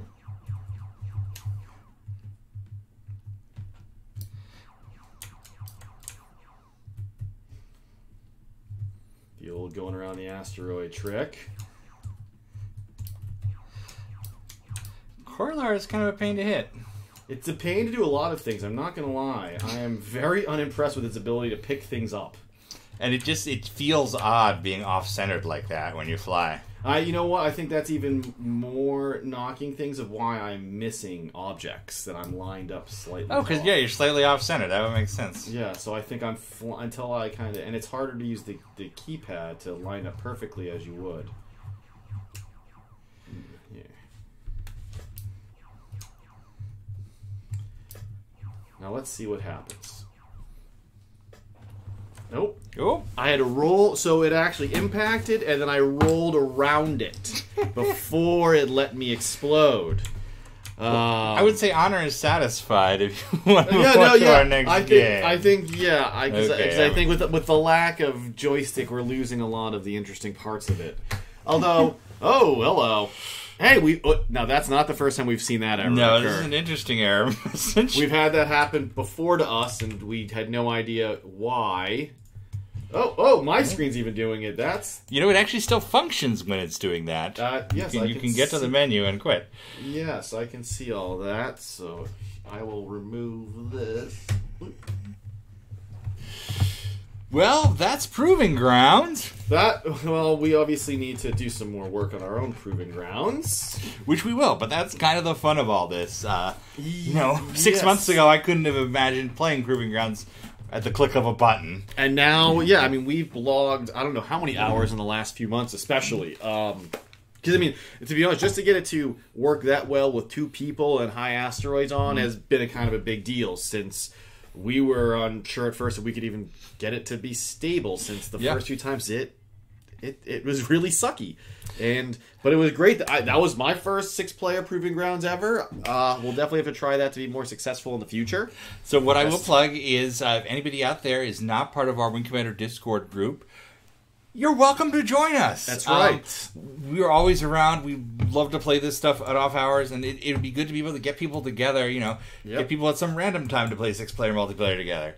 And it's just a good group of people. I was going to say, it's never really quiet, typically, because we have people from all around the world. So, when It's like our IRC back in the day, and it's... Yep. It's kind of like the start of the Borg Collective, because now at any time I can whip out my phone and I'm connected to all my friends and sharing whatever's going on. It's neat. But it's a good group of people, and we have a lot of great stuff, and now we can see our own histories of chat. So when you go to bed and you wake up in the morning, you say, "What happened in IRC?" Well, I didn't leave it running. Now you always know. Back in the buffers.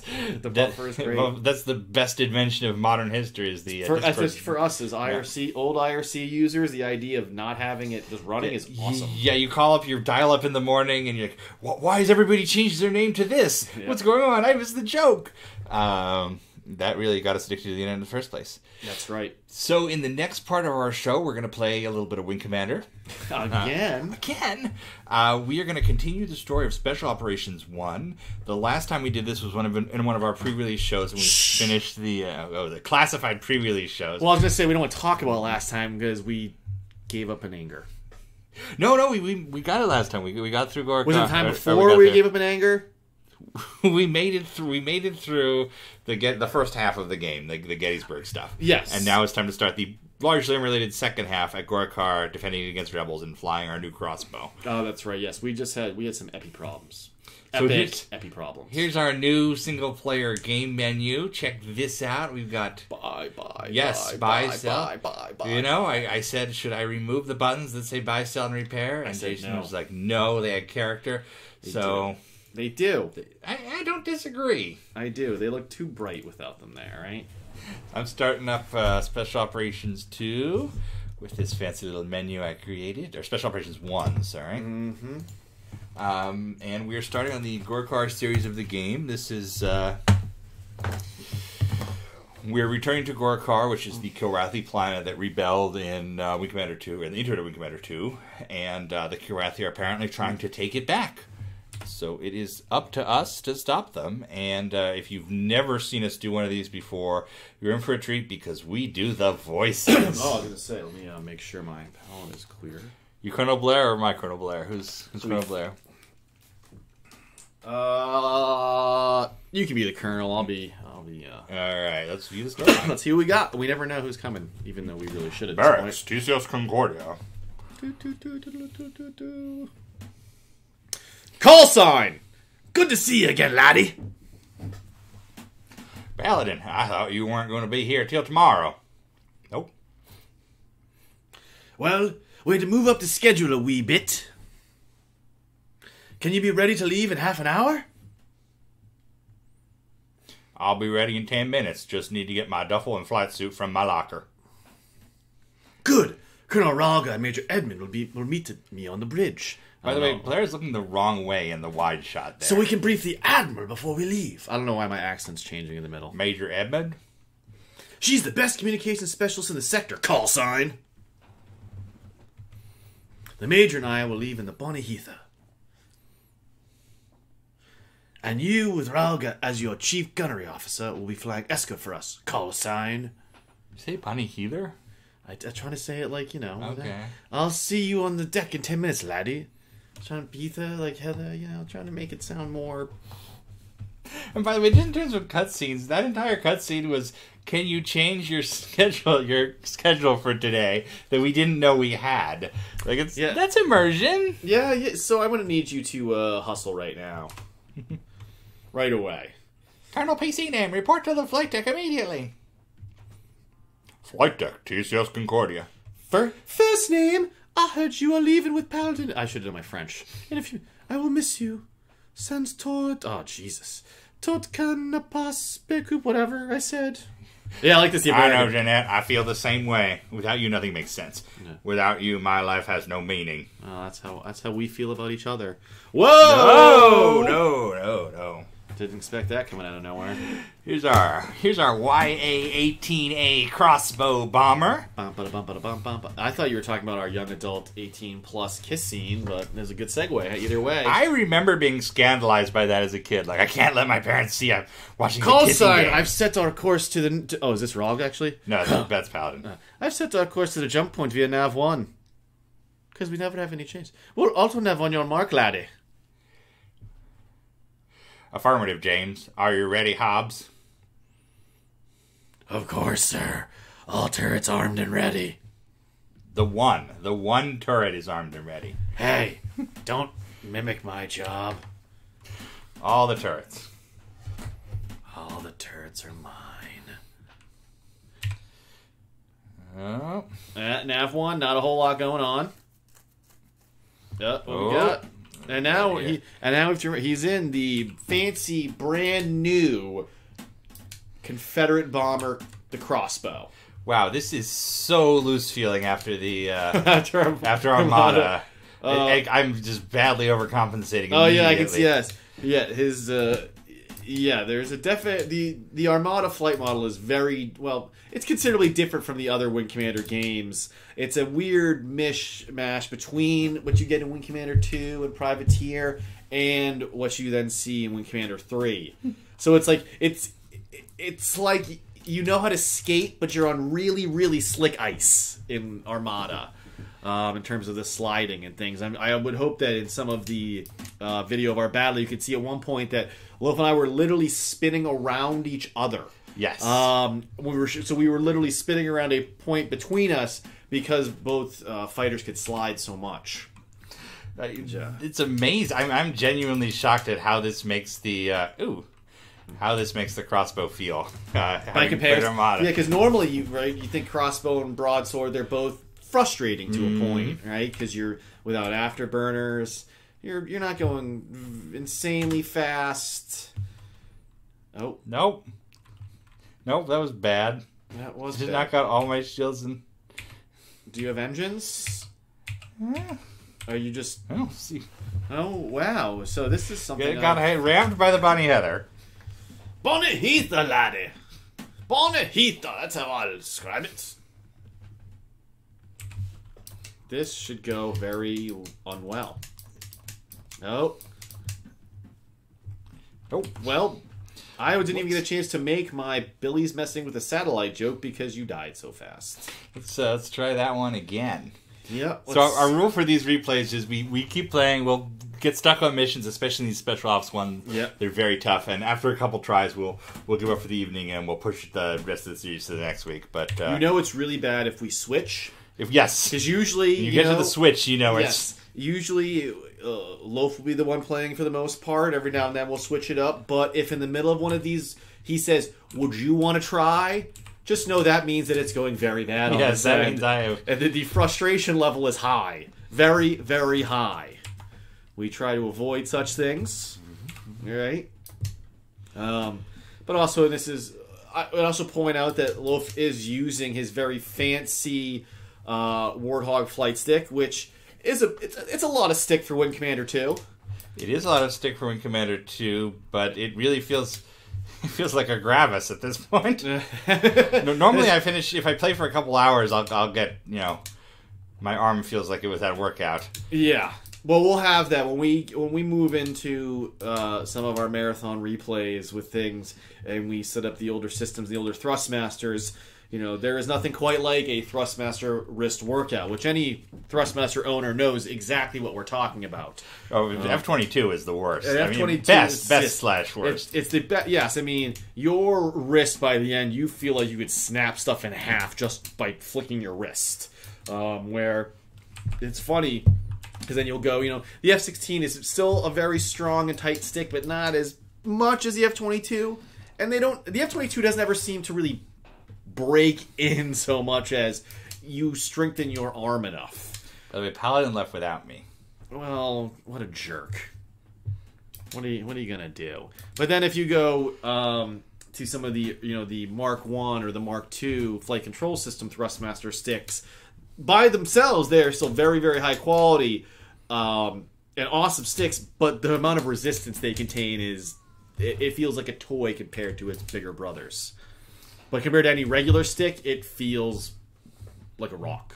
Now, one thing you might notice here is that they're taunts. They keep doing the "you cannot defeat the Darkai." There are different sets of taunts for different types of Kilrathi pilots.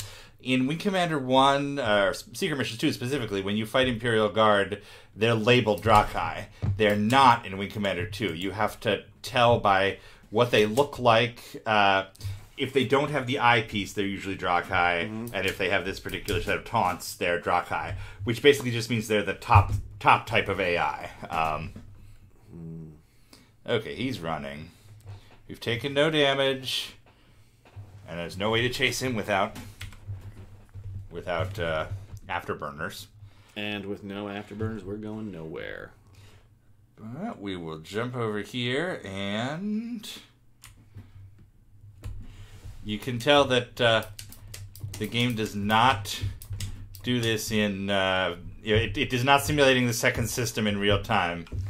Because Paladin would have been battling these otherwise, since he jumped out several minutes earlier. Yeah, you don't get that immediate set of action going on.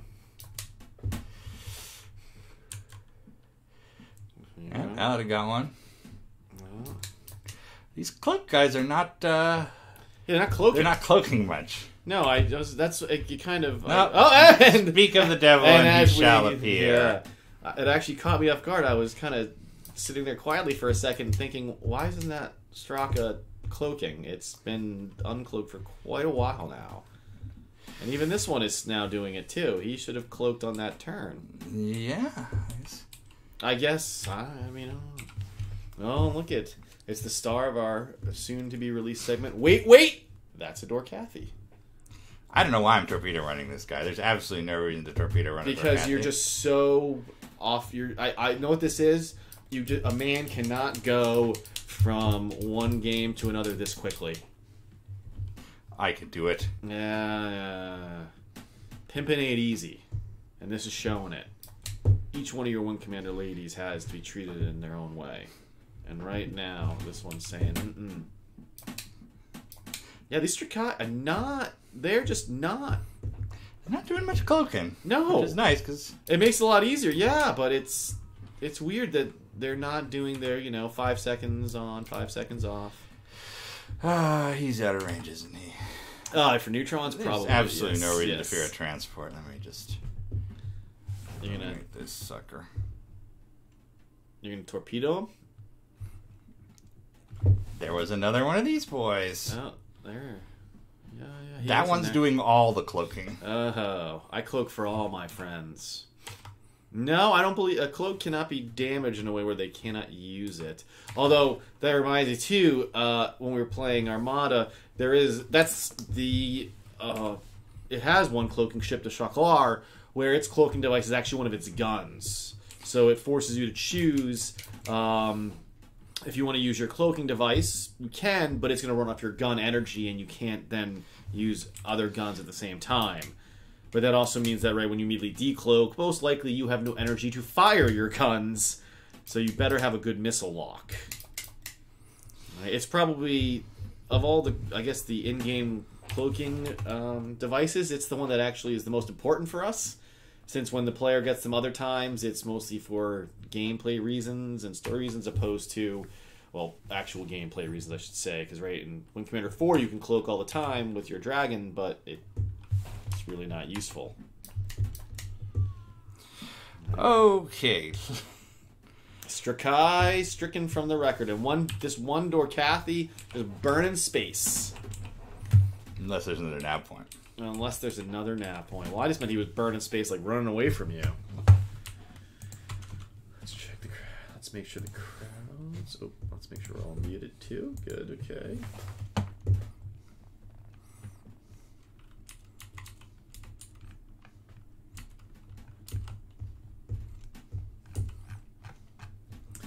Yeah, I would agree that the cloaking device is typically more of a plot thing. It's more one of those things that you think is amazingly awesome until you get it, and then there's not... There you go. There we go. Dorkathy gone.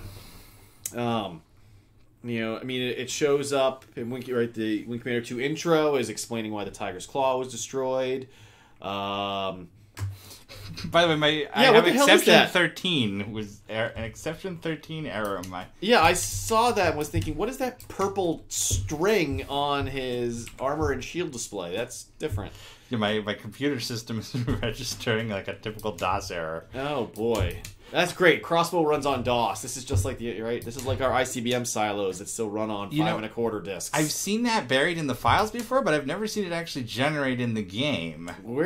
I think this is a moment to savor right now, is that we have appeased the Wing Commander gods in odd ways that they are showing us strange things. From the Armada color error, which we'd only seen once before, and we were both completely surprised by it because it's not what we ever expected to occur. And then, seeing that is really different. I wonder if DOSBox is just angry at us today for some reason. No, there has to be something that's intentionally triggered, because it's a graphic that's in the package for the ships. I've just never been in a situation where it's actually rendered without having to be extracted. Well, let's check what's your damage on your ship? Computer system's down, probably? Ejector, just ejector. Just ejector moderate. Interesting. Some Sartha's running away. Sartha will be we'll be talking about that next week on the book club. Making sure that it gets. You gotta make sure it gets home. You gotta make sure one gets home. Well, that one's gonna get home, I believe, because he seems to be running. Well, that's good because he needs to tell them that we're on our way to Kilrathi. He came back. Oh. No, there's 2 of them out there. You got 2 on your screens, I see. One of them seems to be battling Paladin, which I believe he can't actually do any damage to Paladin's ship. No, it's just plunking away. Yeah. But I'm surprised that the Bonnie Heather hasn't killed any of these yet. And again, we've talked about this before, but one well-placed hit with the front row of guns in the crossbow will take out a light fighter. It's just same getting thing it. Yeah, same thing with like the broadsword. You get a good hit with all your mass drivers, and you're just tearing people to shreds. And here's the station we talked about last time. That's right. Taken from the Starfleet Technical Manual. That's right. And that's different. I thought it was that book, but it wasn't. Olympus Station. Oh, that's you. Oh, Olympus Station. This is Colonel PC name. Do you read? Read you loud and clear, Colonel. Your status? We ran into some cat patrols on our approach to the station. I counted for 8 Kilrathi and a Dorkathi. But there may still be some others in the area. Uh-oh. Somebody didn't do their job. Recommend you send out additional patrols. Affirmative. We're engaging ALS, Colonel. Olympus, out. And so these add-on discs were essentially made for no money at all. They had to reuse resources, basically take all the design elements and stuff from the previous game, from the source game, mix it up, and then make it something new and compelling, which they do. Mm-hmm. Let's call this Gorakar to be or not to be. Ha ha ha. I'm not even going to finish that. Flight deck, Olympus Station, Gorakar system. It looks like Olympus Station is preparing for another battle, James. He has a southern accent in the start of Wing Commander 2. That isn't in the half of it. Let me explain the situation at Gorakar to you. I do not do good Scottish. The native Kilrathi on Gorakar successfully rebelled 10 years ago. Oh, there she is. Deep. Since then, the Empire has made several attempts to retake the planet. An Olympus Station, which Confed built here 8 years ago to defend the Gorakarans. There's a vocabulary word for the week. Gorakar, I know, I have to just Kilrathi. But now the political stakes are much higher. There are the planets along with the Kilrathi Ignimga frontier. Netanya, Karak, and Sharia. Are all rebelling. As each Kilrathi planet joins the Confederation, the Empire is slowly being whittled away from within. See, now I found him. The inner one. You got him. The Emperor can't afford to lose any more planets. The political damage will destroy his regime. Spoiler warning, it doesn't. So we believe his plan to take Gorakar or destroy it if necessary. If he can hold Gorakar, the first planet that... we know it's the first planet that rebelled. The others may fall into line. You're going Irish. Our mission... it's in me. Our mission is to make sure those Imperial footballs can succeed. Hobbs has already left for Gorakar. He'll organize the ground resistance while we work with the spacers. Sounds like somebody's watching Space Above and Beyond. Why is a pilot doing the ground?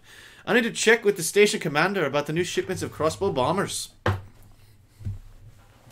Then I think I'll have a mission for you. Meet me in the auxiliary commo room in an hour. Call sign. Commo? Why do you have that? Commo? Commo room. Remember from Wing 2? Sounds...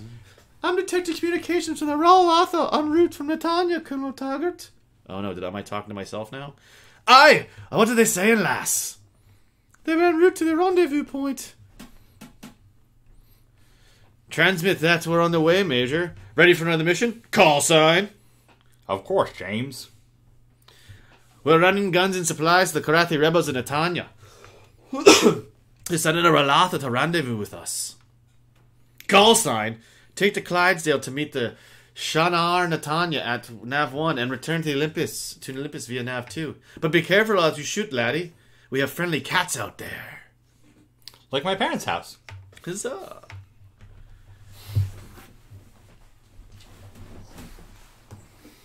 So it's another traditional Wing Commander design element. We're going to take some enemy ships and make them, change them so we fly with them, just to create mission variety. This is also the source of one of my favorite ship names in Wing Commander, and let's see, there it is, the TCS Tinderbox. I hope it's loaded full of firewood. Ha ha ha. Now, there's a taunt in this game where Stingray, when Stingray scores a kill, is like, she went up like a tinderbox. Clearly, one of the writers of Wing Commander 2 had the idea of a tinderbox, which really isn't around in 2019, much like 2667 when this takes place. Yeah, I feel like if you are not maybe from the Northeast or one of the mountain states, that a tinderbox might be a foreign thing to you. I'm pretty sure my dad still has a tinderbox. That didn't go well. No, that wasn't a good opening one. No, but yeah, that's not what you call your ship though. You don't want to be the captain of the TCS Tinderbox. There are certain names in naval history that you kind of want to avoid, right? Brad, Kevin, the Chesapeake. I was thinking more like that, but yeah, TCS Brad doesn't really flow off as well. TCS Ben spent the war aboard the Brad. Yeah, that doesn't really. Yeah, not so hot. The TCS not so hot.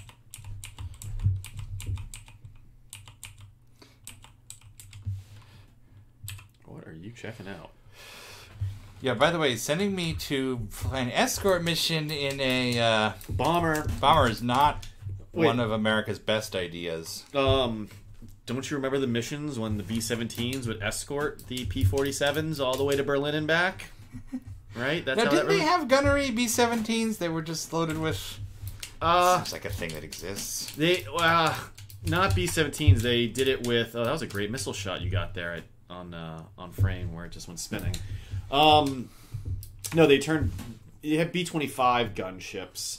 B-17s were too big and lacked the maneuverability. But what you're thinking of are strafers, where what they would do is take a B-25 Mitchell and they would then jam as many 50 cals as they could into the nose. I believe by the end they had 8 50 cals, so 4 on each side of the nose.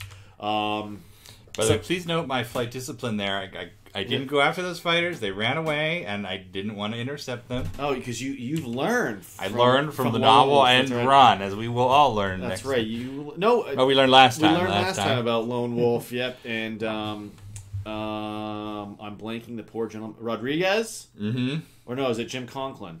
No, Rodriguez was... Oh, no, Jim Conklin is... Yeah, you're right. Rodriguez was the first one. Rodriguez is the one who dies, yes, in the first three. Then Jim Conklin and his gunner. Shar Netanya, this is Colonel P.C. Name of Olympus Station. Drifting through space. Captain Narrakra wants to speak with you, sir. Hold on this channel. I didn't know if that was you or me. Affirmative on that, Shar Natanya. That was a new character. Oh, okay. We send you greetings, Colonel. Did you bring our supplies? Yes, the Clydesdale tanker will jump back with you to the Tanya. Somebody's girlfriend was named Excellent. Tanya. If you will escort us and the Clydesdale to the jump point, we must get those supplies to the Tanya station very quickly. Affirmative, Shar Natanya. PC name out. It's just a shipload of boxes and balls of string anyways. Right? How weird is it though? Look at that. A blue box around a Rolotha, huh? Yeah, it feels odd. It's, What's the movie where like we've never been this close? It's Star Trek 6. We've never been this close before. You get that feeling. Yeah, when the Enterprise pulls up to the Klingon battle cruiser or whatever it is. Yeah. Yeah, because you're used to it always shooting at you, and all of a sudden now you can admire it to a degree, right? Which are not things you get to do a whole lot. Now I totally forgot what we were blabbing about before. Oh. Whoa! That was the tinderbox ramming. yeah. I believe it was trying to use you to start a fire. Yeah. Well, interesting. Oh, we lost the tinderbox. Well, that's not good. No, they really hit that with fast.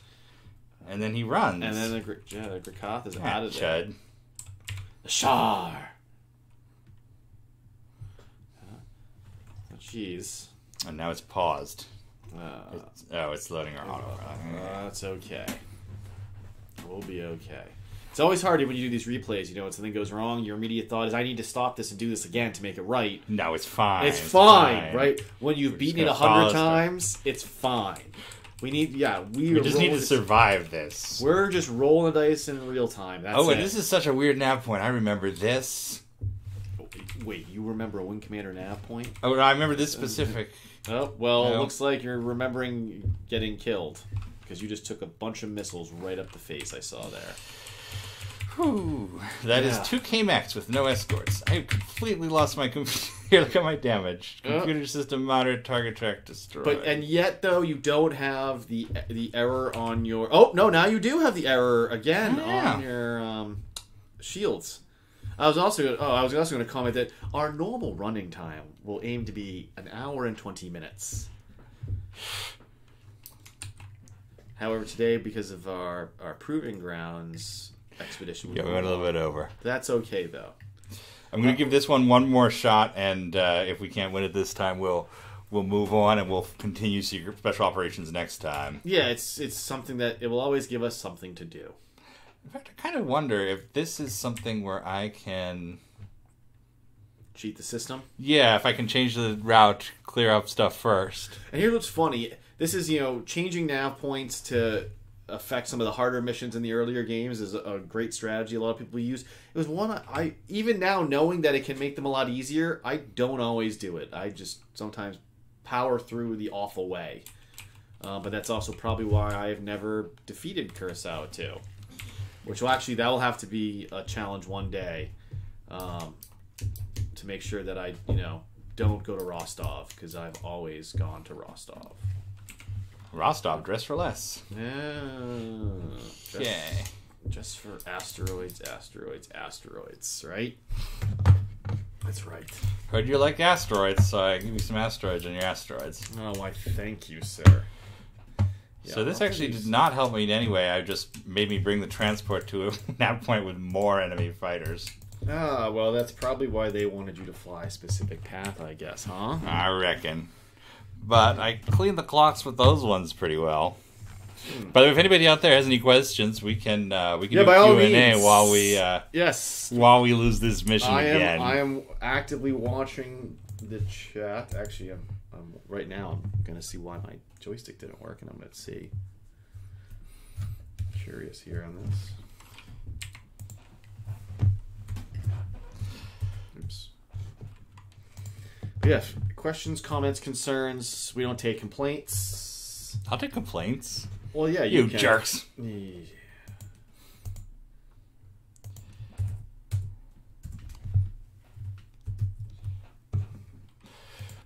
I've noticed that you have these load times in Special Operations 1 sometimes that are quite... they're not what you'd expect. But for some reason, individual navs load very slowly sometimes. I did notice that one on some of the screens, especially the autopilots. It was taking you a bit. That didn't seem...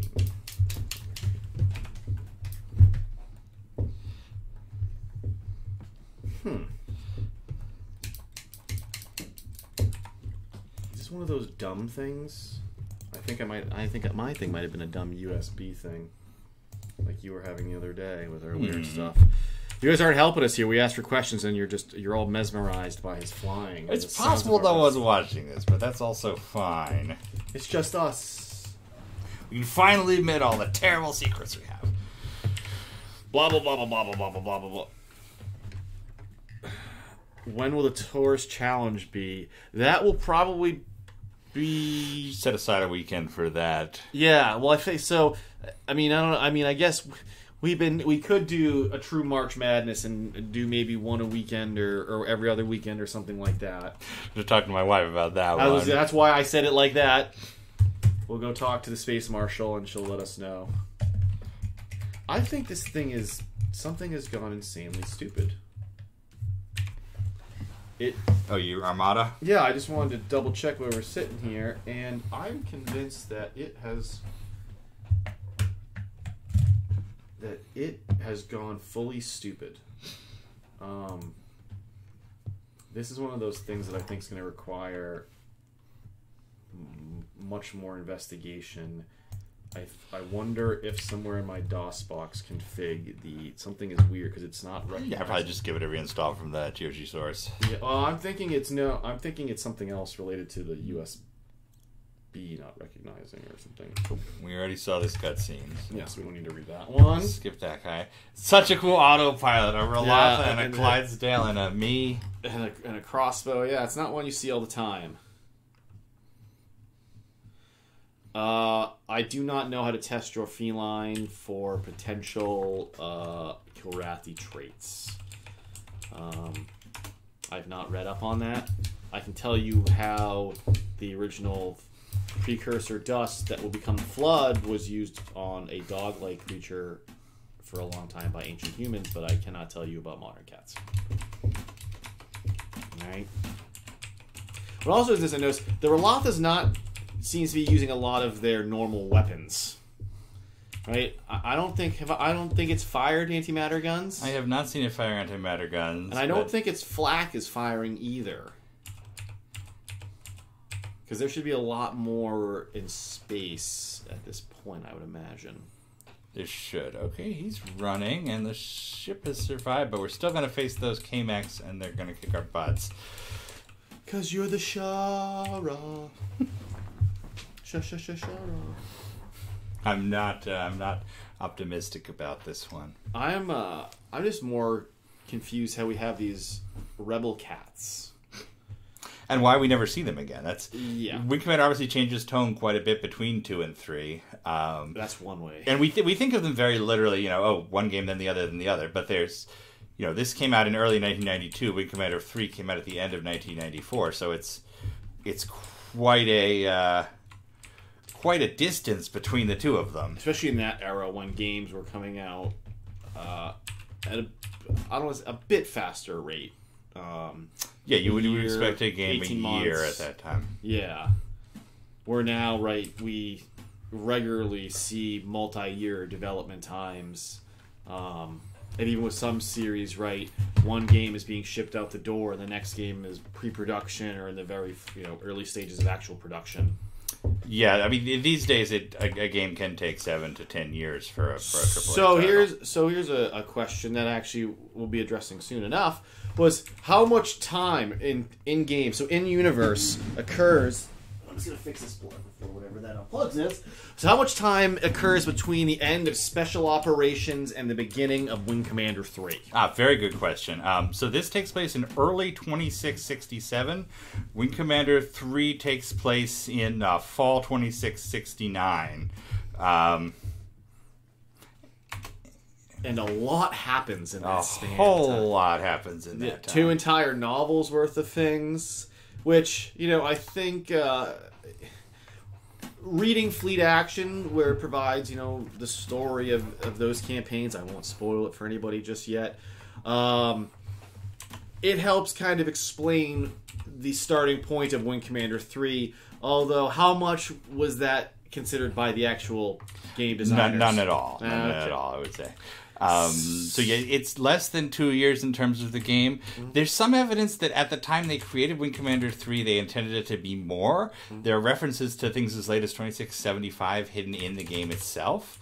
But for the retrospective, when they published the manual for Prophecy and so on, it gave it 2 years. Which, as we get to some of the later novels we talk about, we'll see that causes some compression problems. Somewhat serious continuity errors. Yeah, I'm not sure how many times you and I have said, you know what? This time we're going to do it. We're going to go through end run, and we're going to try to straighten this line out. And then we get to a point, and we say, you know what? Never mind. Hey, look over there. Shiny other objects. I will answer your question, Michael, how the Concordia ended up in an ocean. When ships sink, they sink at sea. That's actually a very good question, though. No, you just leave my point as it was. I'm going to answer that question because that is the only thing that makes me happy in life is answering why that continuity questions. Why the Concordia ends up in the sea, in the ocean, it was actually the Mistral Sea, so it's a sea. It was not an ocean. So if you look at the Armada Manual, Voices of War, one of the greatest pieces of Wing Commander literature of the 20th century. Yes, I love it. Oh, you're going to reference... Okay, yeah, it does reference a bit in there as to why. By the way, I think we just won this mission. Hey, sometimes when you're not paying attention, you get the most work done. Yeah. Once you don't feel the pressure anymore, it really works. Like I sank both K-Mex, both of our ships jumped out. I'll call that a win, and hopefully so will Major Edmonds. Hey, that's right. Well, let's see what I say. There's a lot of dead time between things compared to other. That's this loading error that seems to happen with. With special operations specifically. I think it's because there's more mission information. I noticed it's when it's an odd mission, like there's a Confederalata, it seems to take... Colonel PC name, this is Major Edmund. Colonel Taggart requested a status report. I'll read those once as they come. Alright. Both the Charnatanya and the Clydesdale jumped out okay. Not bad, Colonel. Really good, okay? Really good, lady. But this mission took you longer than expected. Oh, I didn't see what the last part of my line was. We'll discuss that after I've landed, Major. PC name out. Sounds like there is going to be a discussion. We don't have time for that, sir. That's what I was supposed to say. Yeah, well, are you talking back to a colonel? Apparently they've been watching Star Trek. Or Space Above Beyond. Welcome back, sir. So at the start of in the Wing Commander Armada Manual. Oh yes, back to the Concordia. Back to Concordia. It explains that the Concordia. Do we have one handy? We usually have one sitting somewhere. I think I put it away. Wait. Oh, it's not under there. No. Well, so the Concordia, after the Battle of Earth, it took a bunch of torpedo hits, and it's essentially. It's a junkier ship. It's been retired to, quote, safe sector patrols. So the Tall One has transferred his flag elsewhere. Most of the characters we know have moved off of, Doomsday, Sparks, and everybody are off on the Tarawa. I think Stingray is the only character we know who is still on the Concordia. But it's been reassigned to safe sector patrols and basically just... no longer on the front lines. It's doing the job the Victory should be doing, and the Victory is a front line. So then there is a point right before Wing Commander 3 where there is the Kilrathi advance further into human space than is expected. The Concordia has been assigned to fight the rear guard for the fleet while the fleet is off battling. The Concordia is at the major human center of on Vespus, which is similar to if you read Forever War. It's like the hospital planet that they go to, and it's supposed to be totally safe from the Taurans. So it's basically fights this last ditch battle to stop the Kilrathi from attacking this human colony that was not supposed to be attacked. This was evidence that the Kilrathi are much stronger than anybody expected. Yeah, because it's a backwater, the Enigma on the maps. Yeah, it's essentially a place that should be a very safe sector. Mm-hmm. That's right. I got the box of Armada, and of course, there's not one in there. Yeah, it's the only one. Well, I think we took them all out because we were using them so much in the earlier shows that we had a bunch of them right here, and yeah, I was just gonna say, I just love. Oh, I don't even. I can give you I can give you the small talk view. Hopefully, this video won't play again. That's a beautiful. I love this piece of art. You've got 3 arrows speeding towards a Shirok. What are they going to do? They don't have torpedoes. Yeah. Well, actually, I'm sorry. There's actually 5 arrows because if you look really, really close, there's an arrow exploding and another one next to it, and the ship actually has damage.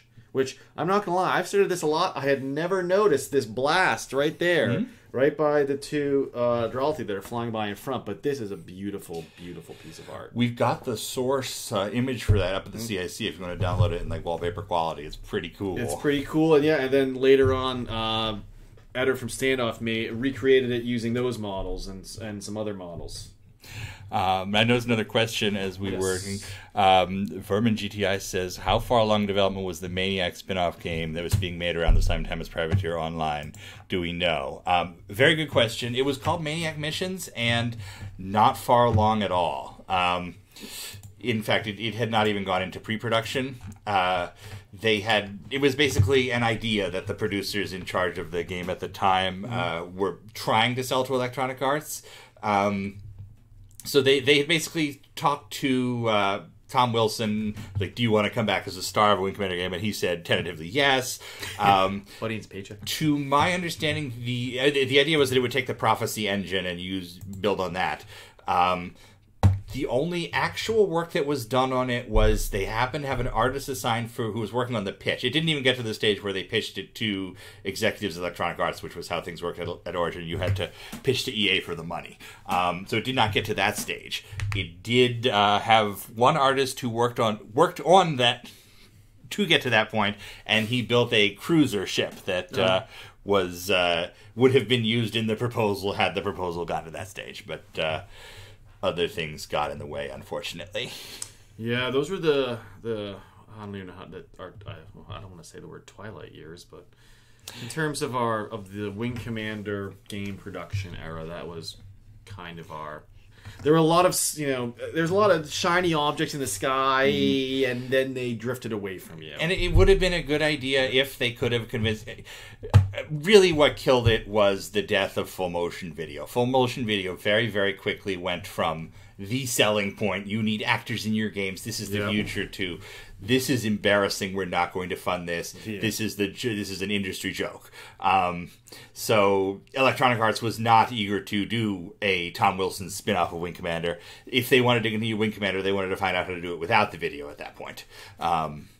Which, that was a game that would have been based so much on his personality. And that's just one of those, it's just sometimes, things line up perfectly at certain moments, like full motion video and Wing Commander 3 and 4, but it very clearly finishes its cycle not long after that. I mean, when you get to, I think, you'd almost call like Red Alert 2 kind of the true end of that, because they take the campiness of what they are doing and up it, which is, I think, why they can pull it off then.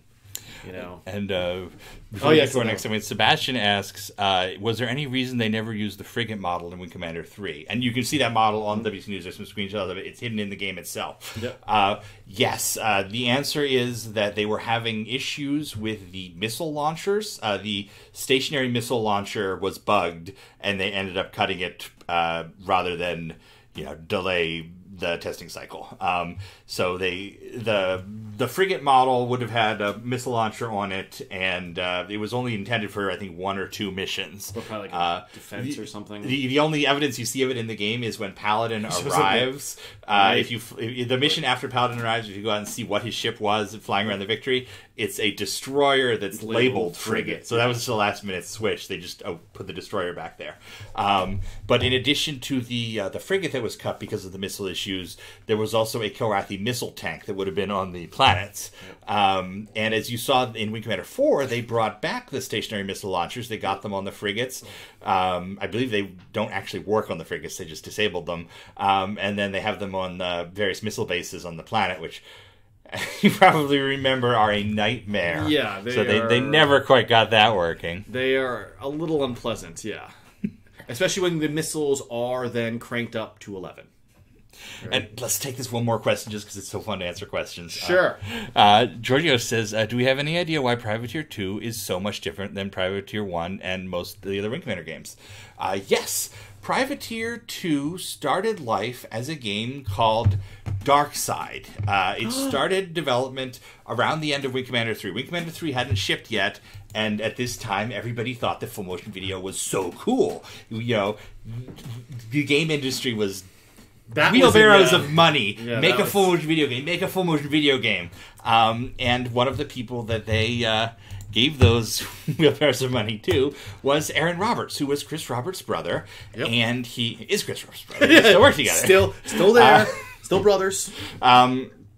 So he was going to do he had worked on Wing Commander 1, Wing Strike Commander, Privateer, and he kind of had a well-deserved reputation as someone who got games to the finish line.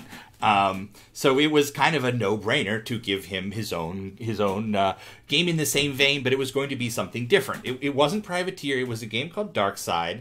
It was going to take this international cast of actors and do a space flight game. It was initially going to use the Wing Commander 3 engine. They even built some of the ships for the Wing Commander 3 engine before switching to a universal engine called B-Render. So he went off to do this game called Darkside. And that game was announced in March of 95 because they wanted to do a traditional Hollywood press junket. So they didn't have the game working yet, but they wanted to bring reporters to the set and treat them like Hollywood royalty. Here you can meet whoever actor it was. Christopher Walken, I think, was their big star. That's right. Remember how Christopher Walken's a very big thing now, even as a meme and everything else. But he was Wing Commander first, and they pulled out all the stops for this. They shot this at Pinewood Studio in the UK, which is that's where they shoot Star Wars and James Bond. James Bond, wasn't it in the same studio as Bond? I feel like same studio. So they were making this motion video game, and the idea at that time was it was going to be a Privateer E game, but it wasn't Privateer. Chris Roberts was working on another project at the same time as Wing Commander 4, which was Privateer 2. They had Tracy Hickman doing the script. They did all this pre-production. They had this amazing pitch at one point where they were going to do Wing Commander 4, Privateer 2, the other Privateer 2, at the same time, and a TV show that went between them. So you would literally start playing Privateer 2, and it would have your character, and he would interact with this other character who seemed like another lead. And then that guy would go off and do the TV show, and then a year later, Privateer 3 would come out, and it would finish the story of both the characters coming together. And that is insane, and they could never pull it off at the time. No, that is such a mid-90s thing. So cool. It's such a cool idea, and we still have not done any integrated storytelling that good. So, that'd be so hard to figure out, and man, especially with 90s technology, you're out of your minds. So Chris's Privateer got abandoned in favor of other things. They did an animated series for Wing Commander instead of the Privateer TV show. He went to work on the pre-pro for the movie, and he focused on Wing Commander 4 because EA wanted Wing Commander 4 out much earlier than anyone working on Wing Commander 4 wanted it to be out. And even we wanted it. That's true. So, so at that point, they said, okay, well, we've got this giant full motion video game that uses this gameplay. It uses a lot of the same people working on it. Let's adapt it to be called... they changed the name to The Darkening in there, by the way. When it was shot at Pinewood, it was called Darkside, and then it was The Darkening. And one of the reasons I think none of us noticed at the time because we just didn't care about a game called The Darkening. There would be previews in PC Gamer. The Darkening is coming soon, and we super hardcore Wing Commander fans, we weren't interested. It wasn't a Wing Commander game. It's just another space game. Don't care. So Electronic Arts did what is, people hate this. Some people hate this decision. Some people like it a lot. I'm on the latter camp. But they said, okay, we're going to make it Privateer The Darkening. Just to bring it into, people care about it, essentially. And that worked because none of us cared about it before that. And then we all cared. You can accuse them of shady business practices all you want, but that worked. And contrary to popular belief, development was still going on when it was changed to Privateer the Darkening. So there was a fair amount of creative that went into knowing it was a Privateer game. The real bane of contention is that at it's either E3 or ECTS that year, Electronic Arts suddenly said, no, it's going to be Privateer 2. We've done the market research. That's what people want. And so it became Privateer 2 on the marketing side when it was pretty much done. When it was at best intended as a Privateer side game. So that's just a long, complicated history, but it's pretty interesting. And we can look at some stuff later from these games. We can look at some of the early concepts and different plans and stuff. Yeah, we'll come up with some segments that will look at that. No, now I'm telling you, now we have to your cargo bay. Okay, let's get it. My producer is keeping me on him. That's right. Yes, I know what you're up to. So my job. The cargo bay. Yeah, the new cargo bay. We've got a new animation. Sometime, no sound. I gotta crack the Kilrathi whip every now and then. All right, so what has shown up at your front door? If you just tuned in this week, this is the part where we show off some of the cool stuff that we have added to the Wing Commander collection this week. Folks are always sending us stuff. I'm bidding stuff on eBay. There's always something interesting coming in the mail. And we've got a couple of items here. Almost every day. I come to his house every Tuesday and Thursday, and it's a strange day when I don't say, hey, there's something when I'm coming in or when I'm leaving later at night, and I'm like, somehow you got a late night Amazon bag. Now, this is something... This is one you were interested in. This is something that's... check this out. So, growing up, I was a Thrustmaster man. A Thrustmaster person myself. Yeah. And it's not really. Arch Nemesis was more CH products. They're not even that. That was kind of their distant care. But the other one was Suncom. And Suncom, right, where Thrustmaster, they take the F4 stick, the F16 stick, and the F22. What does Suncom go after? It goes after the F15. And this is an F15E Strike Eagle stick, where you notice right away, I was going to tell you how to model. Yeah, I don't need my... you seem comfortable, so I let you ride. No, my hair looks better like this. My hair always looks good. And where this, right, Thrustmaster 6, they have, the hats on top. This thing has a hat on top, right? It's got a giant lid up on hats. Yeah, and it's got your standard hat and a bunch of different ones. And just like the Thrustmaster, it has each button has a bit of difference, so you can you don't have to look down, right? Hands on stick and throttle. And one of the Thrustmaster solid too, nice construction. Suncom, the company itself, was known at the time for joysticks, the traditional, little plastic Apple II type joystick. They made a million different kinds. Thrustmaster came around in 1991, and they started making flight sticks, things that replicated actual F-16s aircraft. Suncom said, we're going to get a piece of that action. We're going to start doing high-quality sticks. They put out this, which is called the F-15 Eagle, and F-15E Eagle. And this is a programmable stick that works just like the Thrustmaster FCLCS. It's programmable by the computer. So you plug this in, you have an executable, you run in DOS, and you upload a profile to it. Yep. Unfortunately, for Suncom, what that ran afoul of was the fact that Thrustmaster had a patent on that particular process. So this joystick hit the markets, and it immediately incited... the old Star Wars versus Star Trek, Phantom versus Phantom. So there were Suncom people and there were Thrustmaster people. Well, there was Suncom person and Thrustmaster crowd. And so, unfortunately, in addition to Thrustmaster people, there were Thrustmaster lawyers who sued and won or at least settled with Suncom. They took this off the market, and they never did a computer programmable stick again. They ended up taking some of the tooling for this, made a series of joysticks called the SRS, stick and throttle, that were externally programmable. So you literally use the outside of the joystick to set your shortcuts. But this was Suncom's one PC programmable stick. And it's pretty neat. I've never owned one before. I found one on eBay. They wanted like hundreds of dollars for it, so I watched it, and they finally ended up making an offer, so I got it on the cheap, and we're going to plug that into a 486 eventually and see what it was like. I was glad though that you didn't go for the extra for the throttle. So they never did a programmable throttle. I learned that as I studied. Is it the other ones? Yeah. I was afraid you'd get that. We don't want to be going too crazy here.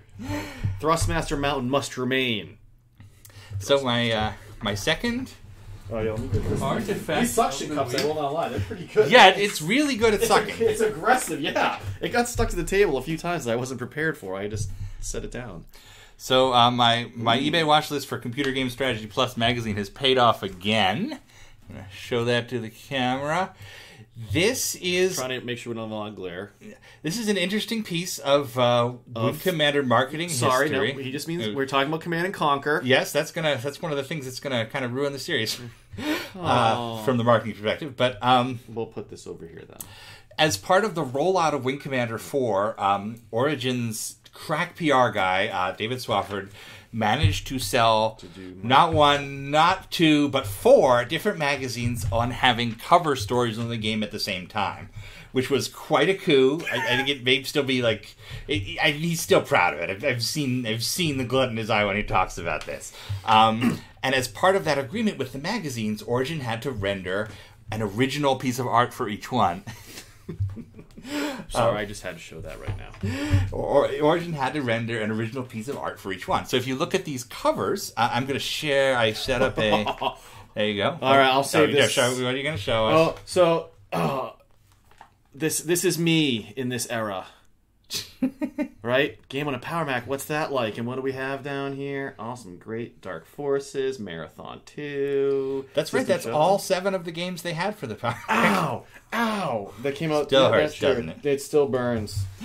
So they rendered these 4 cutscenes, and I remember being a kid and thinking at the time, well, these aren't from the game. They're just cool scenes of the ships flying around and fighting. So here's Computer Game Review. This is the one we just got, Computer Game Strategy Plus. Mm-hmm. This is the one I think everybody has seen and wondered about, which is Dragon Fighters Outside of Destroyed Carrier. The Lexington. That's not even close to anything in the game. Nope.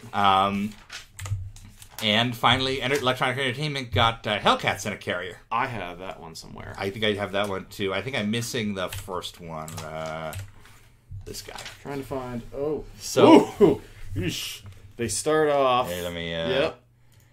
They start off with everybody's favorite Kilrathi. We're going to be talking about him in just a minute. Oh, Melik, what happened to you in those few short years? I also have this is from Walter Kim on the forums, a beautiful sealed copy of Privateer CD. We were talking about Aaron Roberts and how he would get games done. This was one of his. He made sure that the CD version happened, despite Electronic Arts canceling and uncanceling it multiple times a day during the last weeks of development. And in fact, if you look at the back, you can see some of the screenshots we talked about earlier. The truck. The truck is right there. It's on the box. They promised us a truck. I want trucks. Hey, this is the if it wasn't for this, I would not have gotten it because I got my copy of Privateer Righteous Fire. I have the Privateer Righteous Fire Strike Commander split CD. Mm-hmm. And it came along with Armada. It came in when my father bought a Gateway 2000. He bought the game pack, and one of them included those 2 Wing Commander games, Strike Commander, Comanche. I want to say one of the Aces games. I forget. Maybe Red Baron. And then other stuff I don't remember at this point. The Gateway 2000 Flight Pack. One of those OEM dealies. Yeah. Yeah, I had that, the Flight Pack, and then another one that I can't recall at the moment. For our last one, it's in a tube, and we learned last time not to take a poster out of its tube, but this one's really fragile, so I have some pictures I'll show you. Let's not do that. So I was looking at Etsy. Etsy is it's supposed to be like handmade goods. My wife loves Etsy. It's weird, kooky stuff, but I keep a search for Wing Commander just in case something pops up. And that was when I found this. It has the coolest Christmas ornaments of all time. Hey, I almost used to look like that when I had hair. This is a giant picture of Matthew Lillard. Look at it. It's right over me. It's me, right over my face with the red shirt. Fiction spaceship, cool decor, wall hanger, chick cave, dorm room swag. Whoa. I would like to meet the lady with this poster up in her chick cave or dorm room. Dorm room. Wow. This was a tie-in for the Wing Commander movie. A company called Scorpio Posters did this, and a Freddie Prinze Jr. one. And they're supposed to be like, you know, teen heartthrob posters that you would find at like the music store at the mall. You know, they have that like kiosk of posters. Spencer's. Yeah. Or Fry's or whatever else no longer exists. Here, I got some close-up pictures of it from the listing. What'd you get the hair shot for? Really? What's the hair shot I just saved all the ones for the thing. It's got his... this is his actual... It's the art that's used on the nose of his fighter in the movie. You barely see it, if at all. And there's the poster store, poster company, and a rock. Yeah, it's holding it down. But the other part of this I wanted to share, because I have the tube here, and these people shipped me this in not a poster tube, but a piece of PVC pipe with cool car stickers all over it. And we got some wrestling stickers too. I thought, it said Kane. At first I thought that was Command & Conquer. No, that's somebody in... This was the most exciting package I ever received. Show them some exciting stickers. I don't even know how to appropriately display this sticker. Let's start at the top. And in answer to the question, yes, that is Maniac from the Wing Commander movie. Matthew Lillard. It's just got super teenage stickers. And that says, the town I live in. And there's no name to it. Just a guy in a hat. Okay, that's weird.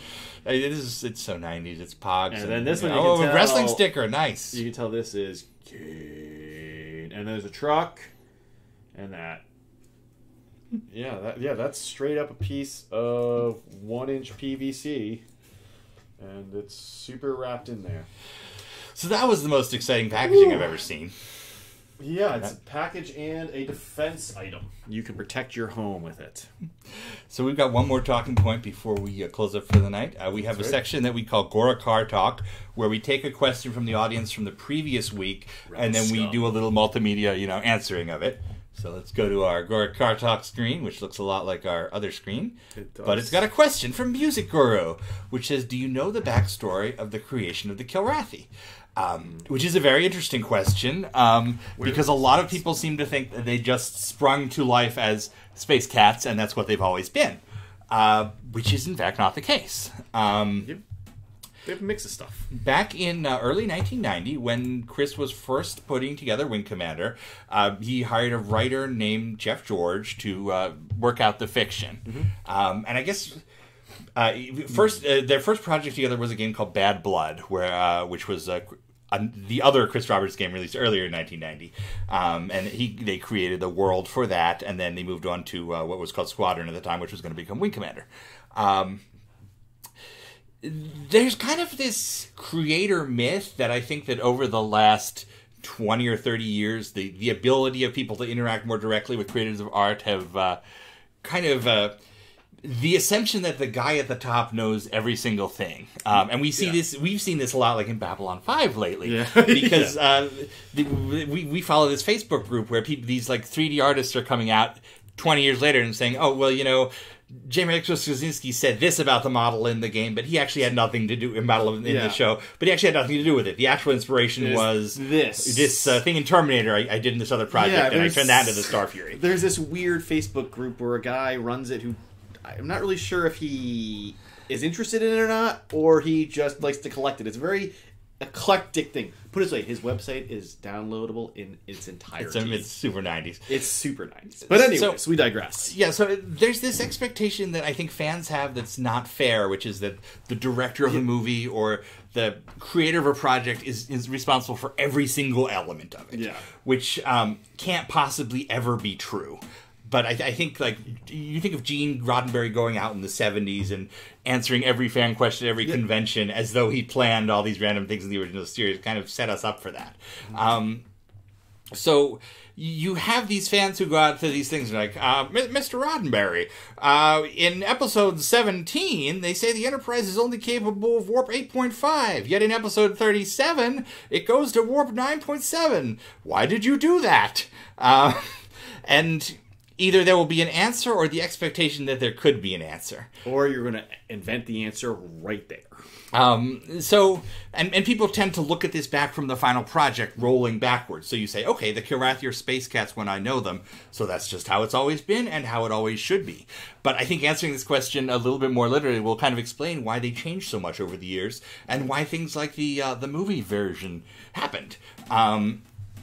So, to start to answer the question, in the original proposal, it's called the Squadron Doc, and you can find it at WC News. It's included with the GOG release.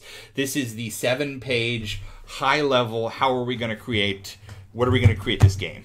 And I will say this happened after the technical part. A lot of people think that game design is just like doing a movie, where you have a story and you figure out how to tell it.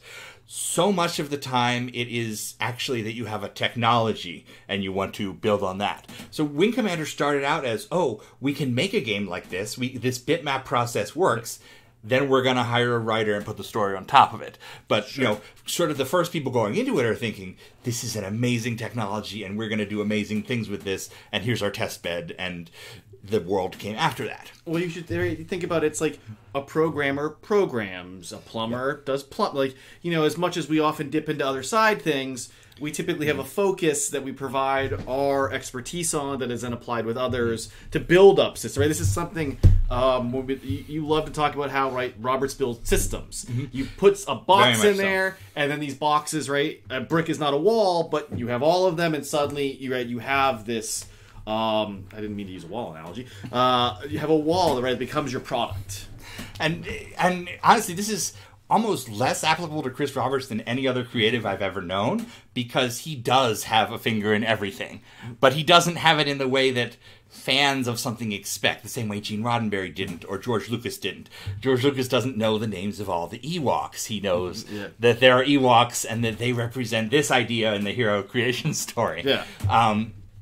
So, Wing Commander, the initial story idea was put together by Chris and a guy named Jeff George. Yep. And I'm just going to read off the first description of the Kilrathi, which is that the Kilrathi are a vaguely mammalian race from a planet several hundred light years from Sol. Before they encountered humanity, Kilrathi had never met a race capable of fashioning light technology. And then, in the next version of the doc, the Kilrathi are then refined to be, let me guess? Cats? No. Lizards. Mutants. Damn. The next description we get of the Kilrathi is that they are a race of mutants. The story for Wing Commander this time also wasn't that it was good humans fighting evil space cats. It was supposed to be gray. The Confederation is the human empire, and they're battling these aliens, and the aliens are bad, but so is humanity, and you have to choose a side. It's much more of a privateer gray style world than what we ultimately got. So why mutants? Because mutants are cool. Mutants are cool, and they were especially cool in 1990. But let me just bring up my slideshow here. Oh, your face? Oh. This is the pitch for Bad... This is the advertising for Bad Blood. And the phrase... The title... The catchphrase or the slogan for this game is, "Are you mutant enough?" So there was this idea that mutants were on their head at the time. Mutants. That was... We were working on a game about mutants, so mutants. So reuse it. Why not, right? Yeah. Why double the work? So they needed this placeholder for the bad guys, and... that was the rough idea. That very quickly became, as they worked out the lore, the cats we know. And where did they come from? Thanks for that, though. Thanks for that. These guys. Oh. These are the Zinti. Some people know the Zinti, Kzinti, from Star Trek. They appeared in the animated series in the late 70s. Is that when the animated series was? It was in the 70s. I'm not familiar. But they are from a writer named Larry Niven, who created them as part of his big shared universe called Known Space, which was, dozens of short stories and novels that all took place in this future timeline. Some of them were about Earth's colonization. Some of them were about, years later when the galaxy is super advanced. And part of the lore of this was that the humans fought this war against these cat aliens called the Zinti. Mr. Niven particularly did not tell many war stories. He didn't consider himself a writer of war stories. Mm-hmm. So there's a Zinti character in his famous book Ringworld. There's a short story they introduced in a short story in 1966 called The Warriors, which you will see Wing Commander takes pretty much beat for beat to be the backstory of the Kilrathi in Claw Marks. Here's a Zinti and a Ringworld guide. You know, they're very similar. They're warrior space cats. Which I have to say, Larry Niven's world has inspired a lot of stuff since that also is a big influence in Halo. Oh, absolutely. Right? Ringworld, Halo. I see what you're up to. Now, I mentioned that Larry Niven did not write too many Zinti stories himself because you are probably familiar with the Man Zin Wars novels, which recently just got up to like 15 or 16.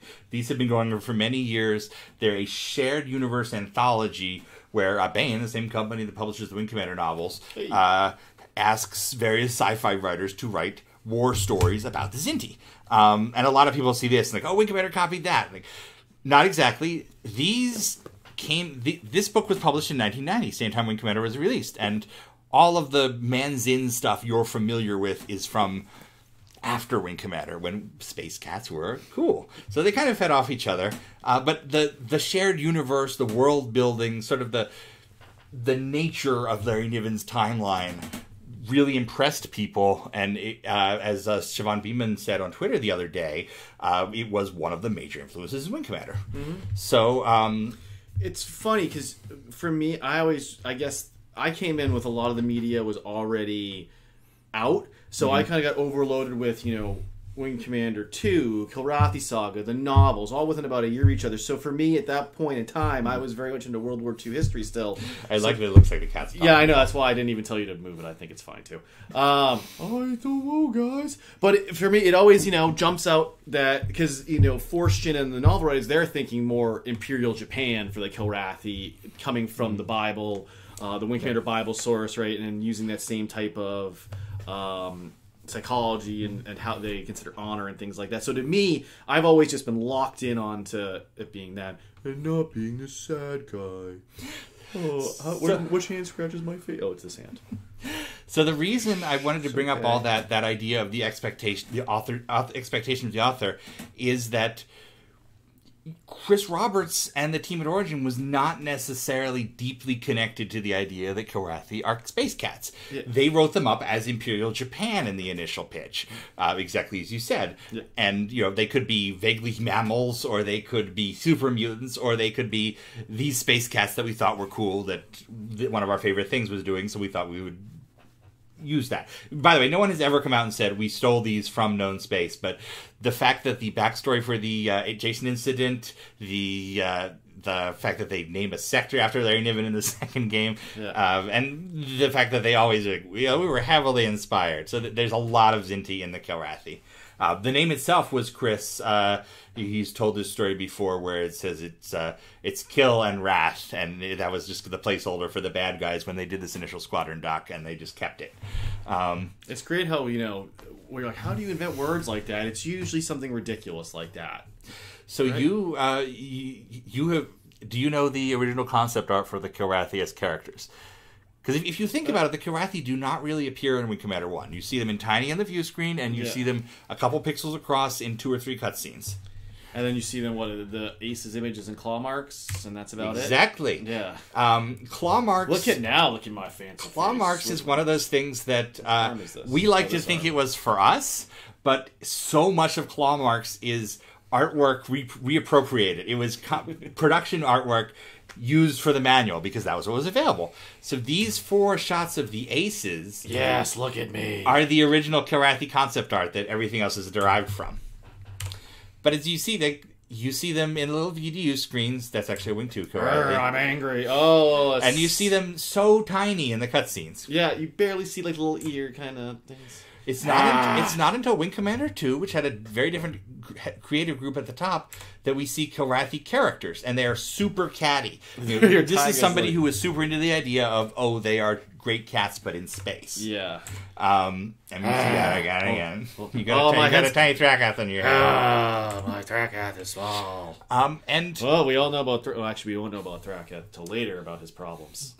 Once they got to Wing Commander 3, there was again a strong urge to redesign the Kilrathi, because there was this thought that they were very cartoony before that. They were fluffy and friendly even.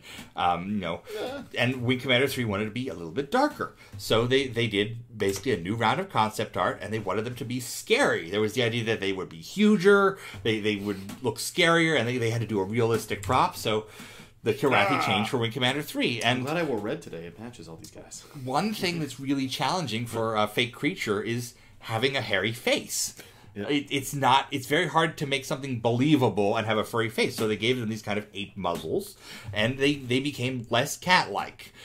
These also, we see them at 640 by 480 super compressed 15 frames per second video. The actual props were not impressive, and there was thought that, they don't work with humans next to them. We're not going to do something different next time. So for Wing Commander 4, they tried again because they needed Melek. Melek was no longer... You couldn't just have a cut to another scene at the throne room and it's Kilrathi interacting. You had to have a human character and a Kilrathi in the same frame in every shot.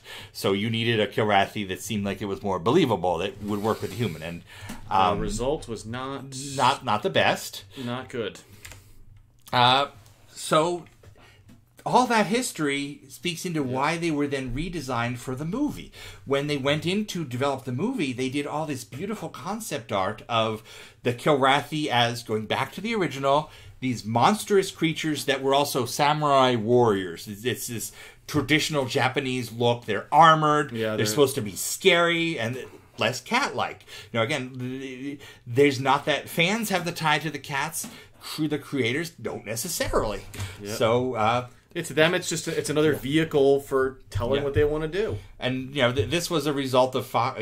Chris wanted to do CGI, and Fox said no. You have to do practical effects, and that's what we got there. But the Kilrathi were redesigned one more time, which was for a failed attempt to revitalize the series. Artist named Marciano Diaz created this version that was working with Chris for a game that never happened. So, and that's trying to then, they got all the feedback from the movie. The fans want this, the fans want this. So this is the attempt to make them alien and cats and all this together. That's a weird midsection they got going on. It's like a 35 pack or something. It really is. It's because the upper portion is clearly massive muscles, and then it turns into this like tree stalk of cage muscles. Oh my! So that is it for our. Wow! Now again, we promised last time that we would be shorter. I'm going to tell you right now. Let me go to our sign up page. I'm going to tell you right now. Next week, probably as long, because we're doing 4 huge chapters of End Run. Yeah, so some of the stuff you could look forward to next week. That's right. As we get ready to sign off. And I want to thank you guys all for tuning in. It's incredible. Yeah, you guys been like a dozen people watching this. Thank you so much. Hours. It's been awesome. Your feedback is super welcome. Anything we can do to make this better, do more stuff. Yep. It's your show as much as it is ours. I hope you get that sense.